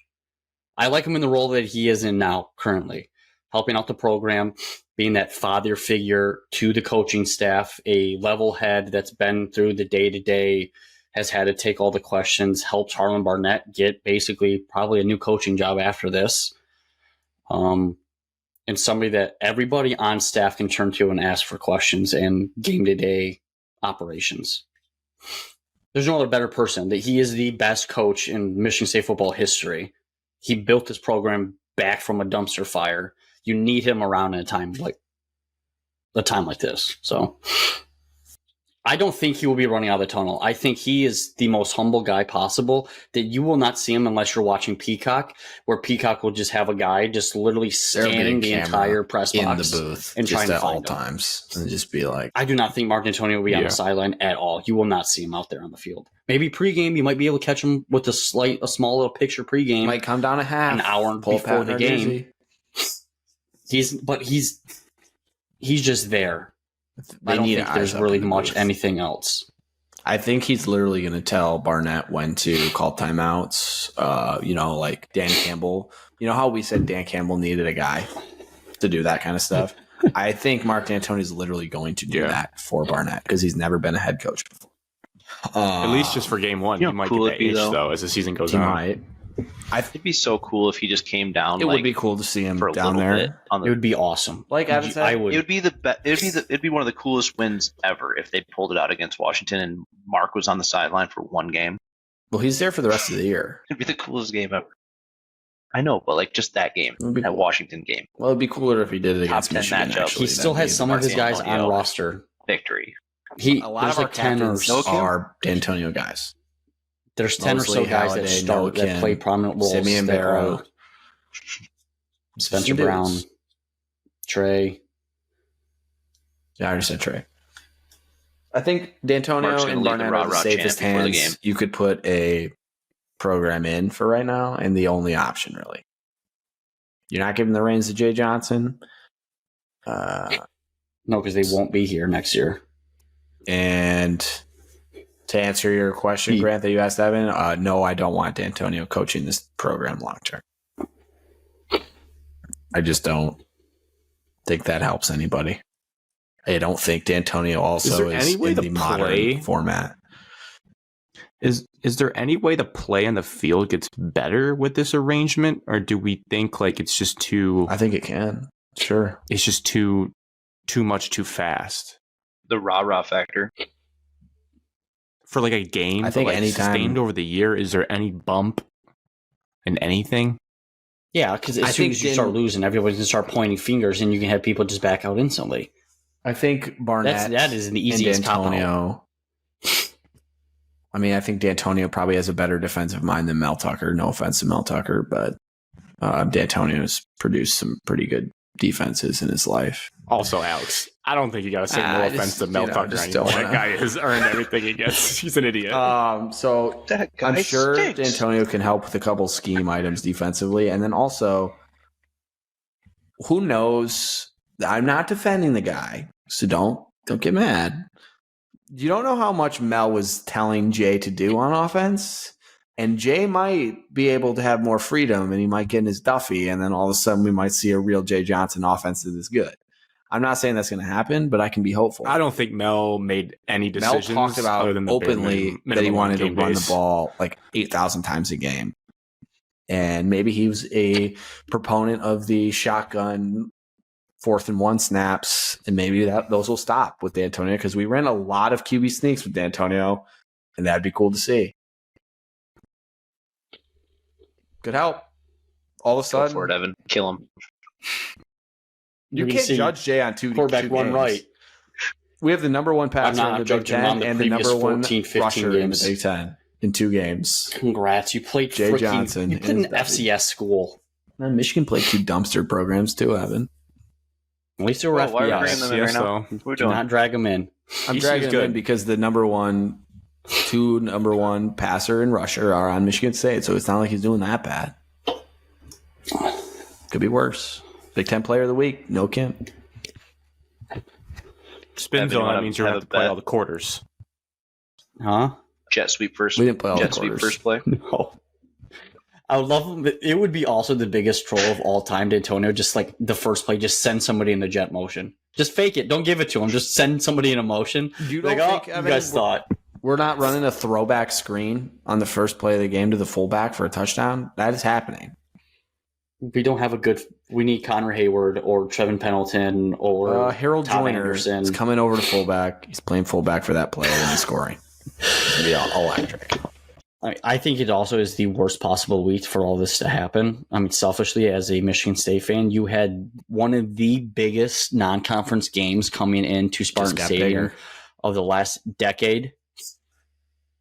And now you have this huge black eye It's bigger. just hanging It over got the entire bigger. It got more university and the emotional. football program. More fuel, Evan. The players didn't. But that's only to some people. Some people might be like, no, I came here to trust the person that I think the Sold the atmosphere is university going to be me, a and I great can't even- one. And I think everyone's going to rally around the kids. I think we should talk about the game, like the preview, because I mean, obviously Richmond didn't show us a ton. It's an FCS team, so I think it's a good spot to get into the game a little bit that we'll be at. This is where I'm at with the whole player interim coach bounce. Do I think for like a quarter something could happen? I think the crowd will be crazy. I agree with that. But dude, if you're 18 to 20 years old, you can't tell me that when you go through a day of practice, you come home, you're not watching extra film on Washington. You're deciding if you're going to transfer out of this program because you don't know what's about to happen. Like, these kids have to think about their future. They're not diving into extra tape. They might be motivated when they see the crowd and everything. And the Dantonio guys might get a little bump because they want to play for him. But there's so many decisions for kids that are very young to decide their future with how crazy college football is. They're probably half in, half out right now. As much as they want to be like, we're motivated, they'd be dumb not to think about it if they want to transfer. They have to be thinking about that. And they're probably talking to teams at night too. That they're not half in, half out. I bet they're all in. Can't agree more. I disagree. For a couple of reasons. For this game, they're all in. They worked all spring and all off season. They're not just going to quit in the biggest game of the season. They're not just going to be like, yeah, they might do all the things you said, but I don't think they're going to do it until after this game. Because, like, what have they been? The Richmond game was enough for them to be like, yeah. These are still, like, high-level competitors that care about winning way more than you or I probably do. And no, I'm a psycho. No, I would agree that you're psychotic. Sports, Alex, you would know. We're all psychotic about winning, but I can imagine that we're talking the highest level of just below professional football. So these aren't quitters by any means. But sheer, they're pretty much professionals now. No, I get it. You commit to a coach, but some commit to programs. Some of them also have mental capacity of like they've been reading all the same shit we have, being like, what's going on? Like, it's just a lot to process in a week when you have a huge game coming up. I think you should also remember these are the same kids that went through a shooting last year, the same kids that went through Mark Antonio's exit for some of them, the same kids that have a Nasser thing painted over their school. These are not just like your everyday kids that have never had anything happen to them. Resilient bunch. I think they'll be all right. I really don't think that they're half in, half out at all. I don't think they're half in, half out for the season, but I think come off season, we see 20 plus. Yeah, sure. exit. That happens with any new coach, and that could easily happen. Yeah. But, well, the weird rule I think we're going to learn about here, so I don't want to go on to it too much, but I'm very intrigued to learn the proper ruling. I've heard some journalists say that when your coach gets fired in college football, you have 30 days to transfer without a penalty. I wonder if that applies if he gets fired on October 7th. It does. Are those kids forced to transfer within 30 days? No, that's not how that that's works. Insane. No, you get 30 free days to transfer if you want to in the middle of the season, which who knows who's going to take you in the middle of the season. And if you don't transfer in that portion, you can just enter the portal as normal when it opens after the season. There's no penalty. Yeah, I think that's what Grant was saying. No, Grant was making it seem like you'd never enter. Say yes or no, in or out. No, yes, you could say no to that and then enter the portal when it opens. I know you can. Yeah.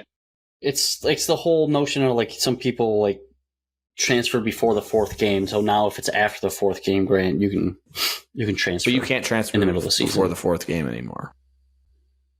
Correct. That's why they added the new So rule. this is just strictly they're giving kids an out if their coach gets fired. But they can also still enter. I wonder when that clock starts.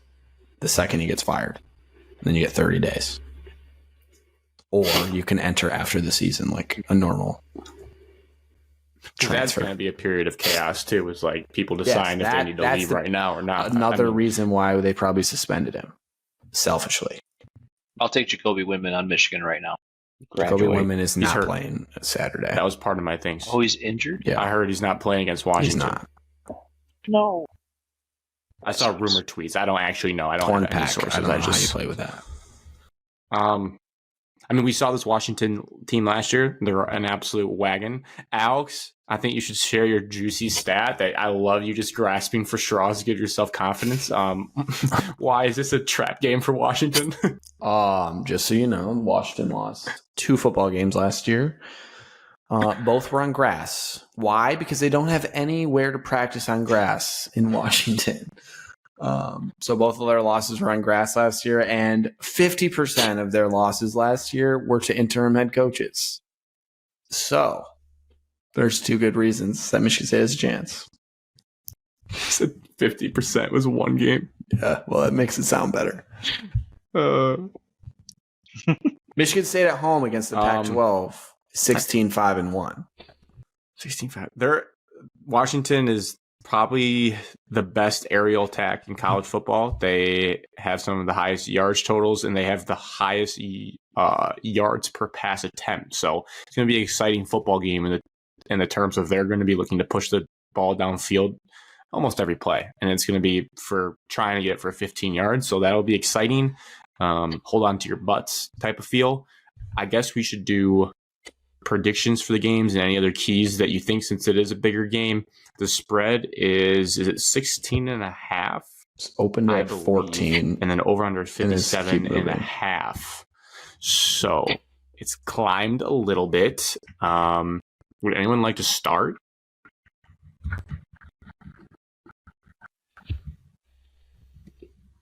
I'm feeling Spartans cover for sure. Okay.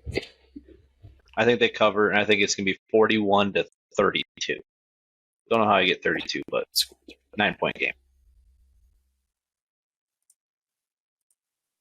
41. I think it's a high-flying game. I mean, keys to the game, you have to maintain drives. Like, I also don't think we'll go down 22-0 like we did last year. We won't have a running back trip in the end zone and fall down again and get a safety. You're playing catch-up the entire time. Penix has thrown a couple of turnovers already, but he bounces back. He doesn't really care. He'll still sling it. And they really do not run the ball. They do not run the ball. You could argue that their run game is just those little dinky bubble passes that they run, which is like I think their leading rusher. I mean, they had a rusher last year. He rushed for 70 yards, I think. I think their leading rusher has 74 total yards through 2 games. Correct.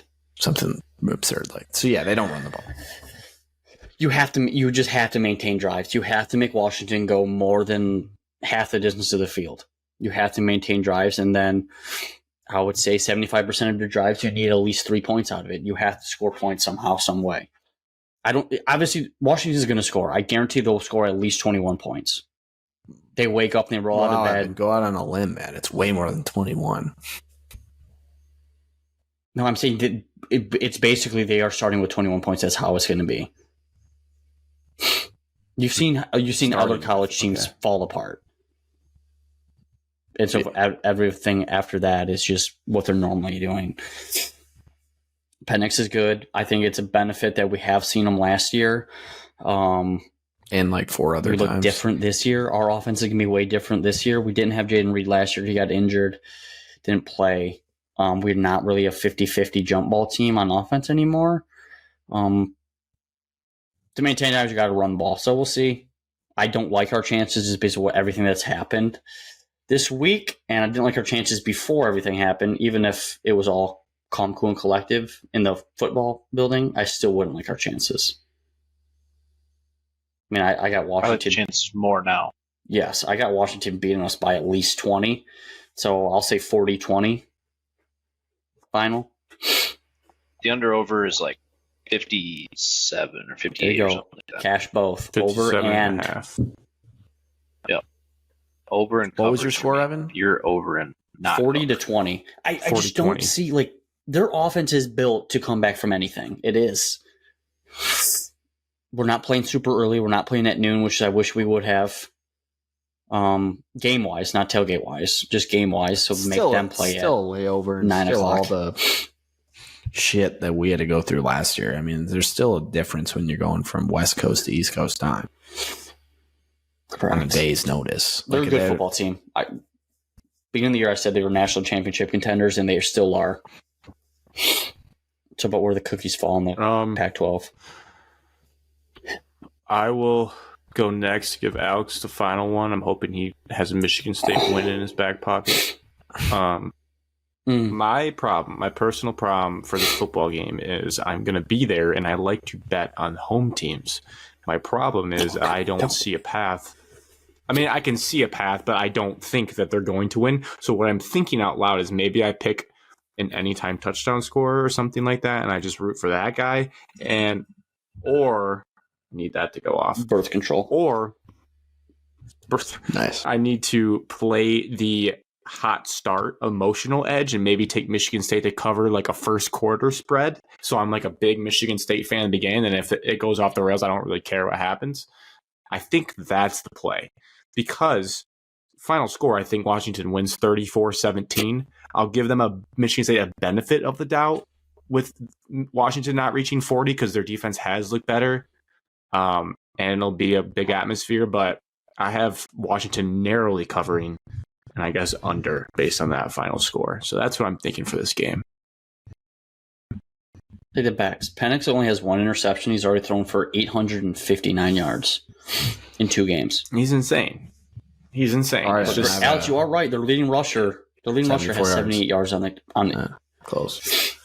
But they have 2 NFL wide receivers. Question for you. It's like, you'd rather a team try to run against you guys. Tell me correct. And what these teams have in common. Give me Wisconsin or Illinois. You guys are ruining No, I don't like You're passing. ruining my segment. You ruined it. No, it's my segment, Alex. No, I was about to tell you Alex, it's in your our segment. last 7 upsets. But no, you ruined it, so forget it. Illinois. I'm ready now. It was Illinois. a running team. Yes. Michigan in Kenneth Walker game. You just keep going back. All our upsets against, which we have a lot of wins against top 25 teams when we're unranked or as an underdog. More than most programs in the last decade. I don't know the official number, but it's a lot. But what they all have in common is that they're run-heavy teams, and Michigan State is known to be able to shut down the run and get some crazy luck. We're not going to be able to do that against Washington. That's the problem. I think in terms of matchup, Washington is probably the worst matchup for us that we could possibly grab, find. We just do not match up with them whatsoever. We have young corners that don't have a lot of game experience. We have 2 safeties that have never started on their own in a big game until Saturday. Front seven's good, but you can't get to Penix fast enough because he just gets the ball out quick, so it's not going to matter. If you blitz, he's going to tear you up. I don't see how you stop them on defense whatsoever. So with that said, I think they score 42 points. I just don't know how you do unless you get a sloppy turnover or they you need them to mess up, fumble a snap, fumble but you a score run. 45. I do think get us. that their defense is vulnerable and we can score some points. I don't think, we scored 30 last year, 29 last year. Yes, we had Keon Coleman. We saw Peyton Thorne last week. He's clearly hot garbage, and I'm sorry to bring that up, Evan, but No, Evan, this is such a joke that they beat Cal. I watched at least the first half of that game. They looked terrible. They're taking snaps out of his hands. They're running 2 quarterbacks. When you have 2 quarterbacks, you don't have one. It was so bad that they took him out. No, Evan, they took him out at the beginning of the game to run their quarterback system. He was bad. And they scored 10 points against Cal. Hugh Freeze won't let him cook. So Peyton Thorne, who they're 2-0, has his issues, put up 29 and had probably his best game of the season last year against this defense. I personally Jay Johnson find has his issues. that Noah Kim has more arm talent, whether he can be more accurate and actually make the throws and deliver in a big game. Unknown, never seen it, hasn't played in a big game, but I think they have a chance to score points and be competitive. But I do think it's going to need to be in the pass game because I don't trust the run game at all still. Didn't really learn enough from the first 2 games about it. Nathan Carter is good running back, but you still have to be able to block. And I don't know.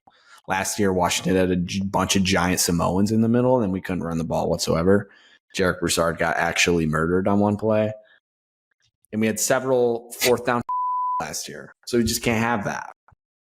So my upset plan is simple. Throw the ball all over the yard, just straight Colorado style. Just sling the rock and see what happens, and then hope you get a turnover or two. I think, don't get mad, Evan. I think personally we will be down 7 points in the fourth quarter. Washington will have the football on a 4th down and 2, roughly around the 50. They'll be going for it for us to have a chance to get the ball back. And on that 4th and 2 from the 50-yard line, they will score a touchdown, and we will lose by 14. Because that's just how it'll go. And it'll be like the worst moments. Spartan Stadium will be rocking on that 4th down. And I've felt it in that stadium before where it just goes pin drop silence and they score like that. That lady in front of us would tell us to be quiet. That feels like what's going to happen in this game. So I'll go 40-27 final. Can I back mine down? So they missed the extra point. 42. Like, I want 40. I saw Keon Coleman had 2 touchdowns last year, and I saw he's a dog. So I don't know. I don't think you should read into last year's game. It was a very weird game. You should read into their offense is good, but I wouldn't read into ours. I'll keep it then. I got the Dogs going over 30, and the Huskies going over 40. 40-27 final. Winners and losers of the Mel Tucker scandal. Prime winner, Keon Coleman. Boy, did that kid make a good decision in retrospect. Oh my gosh. Yeah, he did. Absolutely. I'm happy for him. And it's fine because you guys, I had the same annoyance when I was watching Xavier Worthy cook Alabama against Alabama, and I just like he'd be a Wolverine, but he's not. Did Xavier Worthy ever play for a snap though for Michigan? Yes. No, he decommitted because he decommitted. He never even made it. He never played for a snap. So Keon Coleman's way worse. Okay, I just like to say when Alex was talking, just Washington is just like Ohio State's offense. Yeah, Washington is just as good as Ohio State. The only reason Washington is not getting talked about is because they are Washington and they wear different colors. Yeah. If that team was in Columbus right now, to be with the best and coach, well, then water it down. Kalen water DeVore it down. Was even worried about it and mentioned it in his press conference. Water it down. Water the crap out of that field. Bring the long cleats for us, and then just run the ball on them. Do you know what they say about interim head coaches? Evan, look at the betting statistics on an interim head coach in their first game. You'll be blown away. You do it and then send it to me because I don't want to look up that stat. I just don't know. College football interim head coaches in the first game record. Won a football game as an interim head coach in his very first game. That is NFL. Evan? Just Saturday. That's NFL. Who they beat? The Raiders? Yeah, Evan, and then they lost like 8 games in a row. Evan, do you feel better about Noah Kim since he won Big Ten Player of the Week? How are we feeling on him? FCS team couldn't care less. About who? Jay Johnson? Fair. Who are we talking about? Jay Johnson should be fired. So. Evan, you can't deny that Noah Kim looks good when he throws a football. That's at least something. He looks all right. All right.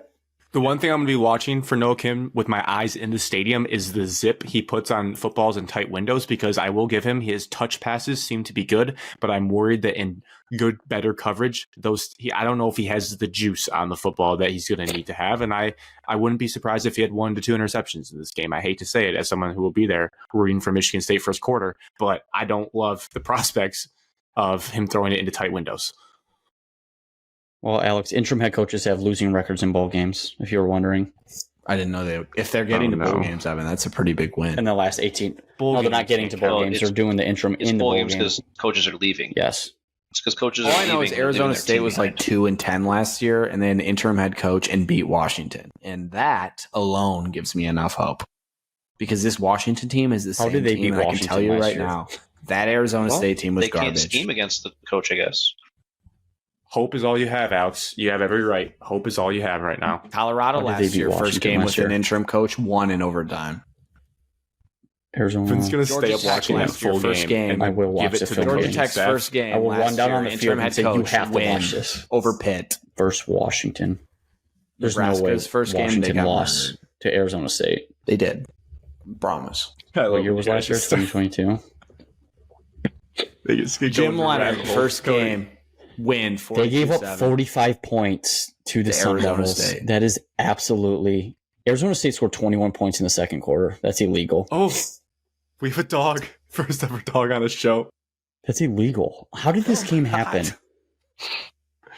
Arizona State. You know why, Alex? Oh my gosh, Alex, you want to get in the deep weeds of this? Evan is Arizona balls State deep in Arizona State wearing right now. alternate uniforms this game. You know what we're going to be wearing? Alternate uniforms. Another check for the upset. Ooh.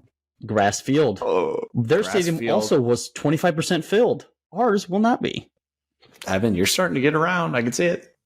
I just want it to be competitive. I told you what's going to happen. I want to be sitting It's going to be 5 minutes or pin drop less. Spartan Stadium in the fourth quarter on a 50-yard touchdown for Washington on 4th and Penix 3. didn't throw a touchdown against Arizona State. How is that Talk yourself possible? into it, Evan. Because this is college football, and as Grant made a point against me about 18 and 22-year-olds, 18 to 22-year-olds on the other side could think, wow, this program's a dumpster fire. We were going to kill them. And then they come out and play like shit. Could happen. How he had 20 incompletions, threw the ball 53 so. times, and did not have a touchdown. Had an interception. Talk yourself into it, Evan. That's all I need. Alex, I know what we have to do. We have to play cover 4, everything in front, because these guys average super long, and then they freak out in the red zone. Evan, we're going to walk into that stadium. They're going to run out of the tunnel, and you're going to look at me and You guys say, did we're that going to kind of win. last year. You're going to say that. We got to get them into the red zone. Reminder, Jaden Reed and I'm Jacob excited for Slade the first didn't play quarter. last There's year. no doubt. And that was a big blow to our team at the time. We had no depth. All right, 5 minutes to wrap us out here on Michigan football. There's really not. We don't a ton need to talk which about I'm grateful preseason for games. this time of the year. I'd rather Ball State, Washington, those us two. not be Yeah. talked about. Fun things I wrote down when I rewatched the game. I don't know how much you saw, Cody, but the CBS broadcast was awesome. It was as good as I thought it would be. Gary Danielson, cool. Brad Nessler, just two voices you want to hear calling college football. They had great crowd shots, great camera angles. That is probably my biggest takeaway from this football game because it was just a bloodbath besides that.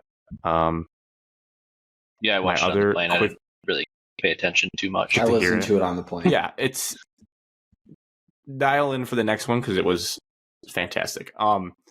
Kenneth Grant, Mason Graham, probably the two best defensive lineman duo that I've seen at Michigan in a very long time. I always want to say my life because I guess I really haven't seen like the best part of Michigan football ever. So I'll say my life. I like the look of Tyler Morris as our second receiver. He's got the classic high school connection with J.J. McCarthy that people love. Also, to litigate the Blake Corum, Donovan Edwards dispute, Blake Corum's the guy. I Agreed. couldn't be Cody more and I convinced talked about after this. watching this football game. He's the guy. And we had in the Michigan chat, we were kind of getting into the weeds of it, and we still all agree Donovan Edwards has to play his fair share of snaps because if he does hit that hole, he's gone, which Blake Corum cannot do. But you just watch run in and run out.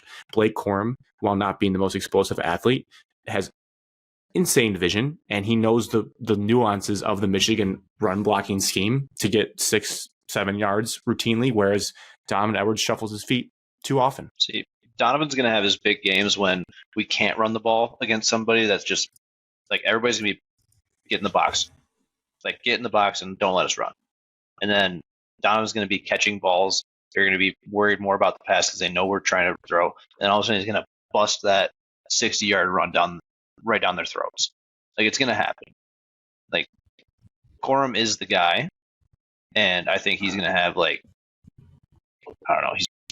He's going to have over 1,000 yards this year easily, but I don't think Donovan will. I think Donovan. For that sake, I think Donovan's going to be in the high 900s until the playoffs, or maybe the Big Ten championship. Then he'll go over 1,000. But regular season, under I like 1,000. Blake Corum more as a college running back than Donovan Edwards. I think Donovan Edwards is a more tantalizing prospect. And that will be my final discussion on this topic. Yeah, Donovan's an NFL prospect, and Corum's an NCAA great running back. That's my opinion on them. Roman Wilson, I'm not sure. I'm Dog. curious to see if this pace keeps up, but he's really earning the number one in the Michigan football program. We haven't seen someone wear the number one and be good in quite some time. And he's earning that a lot. And I mean, it goes without saying he's getting a lot of praise. I guess we'll see how it continues to progress, but JJ McCarthy is the best quarterback that I've watched for Michigan ever. Like I know it's just the 2 games, but just the stuff he's doing is better than Henny that I've seen. You just got to do it longer. It's getting a little absurd. It's just, I know it's 2 games. I'm trying, things can go wrong, but there's so much. Don't forget, Kenny Pickett lit up the preseason. Didn't know how possible and it was. Michigan was just playing the preseason. Yeah, it's a good point, Alex. Just a reminder. Good point to I'm keep in not mind. listening to Alex about JJ anymore. I've never. We're talking about Noah Kim being. I've never said JJ was bad, Cody. Good. Never have. I have said that he was better than Cade. You still have to acknowledge that he's looks great. I think he needs to protect his body It's just more. a higher standard. I told Cody in the airport that he needs to protect his body more, and he got mad. Am I wrong, Grant? He took another big shot against East Carolina. I don't. Or he against is a UNLV. college football player. It's not going to happen. He's not on the verge of going to the Super Bowl. He's you guys have pretty He's a big college goals. football player. I would He's not want him gonna to slide against change shit his- teams in the preseason. I mean, I would like him to slide. I don't think he's built for it like Tim Tebow. But again, he gets up fast. But yeah, all it takes is one time to go down. And I will say this: our backups, so we will be bad. Like they're still trying to figure out who the backup quarterback is. We don't have one. It's got to be Orchie. Still He has to be able to competition. run. That's what I So, mean, Cody. You don't want JJ to get hurt, it's- so why take risks against shit teams? Because you do not have somebody to come in. You don't have Cade McNamara. 100%. Just if it's a You were goal just line, fine. Cody. In If it's the a goal airport? line like against Ohio State, you Yes, should do that's that. what if I it's middle exactly field, what I said. need to Joe. get down. I said in the later Hey. season, go ahead. Evan Grant, just think about this. Anytime like we're having fun, Alex has that one little thing that he just puts that knife in your side. He's like, I just think you need to. so that I would was hate that to be thing, right about and this. it made me angry. I would hate to be right about it. Yeah, you would. You would. It'd be, Yeah, I would it'd be probably awful. punch you. That's why I just said I would hate to be right about it. Oh, I'm not trolling. I would Yeah, feel Alex bad. can't come out here. He's never going to come out here and be like, "Yeah, Michigan's starting quarterback is the best quarterback I've ever seen." There's nothing wrong He with him. And looks that's fair. good. We I need that said he looks perspective. good. I said we he do need needs be to humbled. slide. Is that? I'm not even dinging the dude's ability. I'm just saying he should slide more. And I will say that if you ask me in blank months from now, Grant, why did Michigan not win the national championship? It's because we still don't have like the elite receiver talent in the country. And at some point, these receivers aren't going to be as open as they are. And that's when we're really going to find out how creative we can get. But that's still going to hold us back. Everything else, though, the defensive line, that is national. The defensive line and JJ McCarthy are national title talent players. Everything else just needs to come around them. The running back room's national title contenders. Everything else needs to get into shape for it to really happen. And we're still so long from now. And it, like you said, it's still the preseason. So it's not worth wasting more breath on. No. All right. Correct. I think we covered a lot there. A lot. We battled through a lagging Riverside system. You are And we made it lagging to the other side. bad, but it's okay. I realize that. I realize that. But the beautiful thing of the power of editing is I can take out the long pauses, so the listeners won't know how miserable it was sometimes when you're just like sitting there and you're like, oh, they're not saying anything back to me because they haven't heard what I said yet. Yeah, I can imagine. Cheers. It was hit or miss. So like right now, that was fine. That was perfect. Cheers to episode Cheers. 132. To the 2013 Tailgate. Rose Bowl team coming back. Another reason why we will win that football game. We're totally gonna win. Evan, you muted yourself. I need to hear cheers from Evan. You didn't even pick us to win. You're a fraud. Actually, I have actual real life There it money is. on winning. At least I had them covering.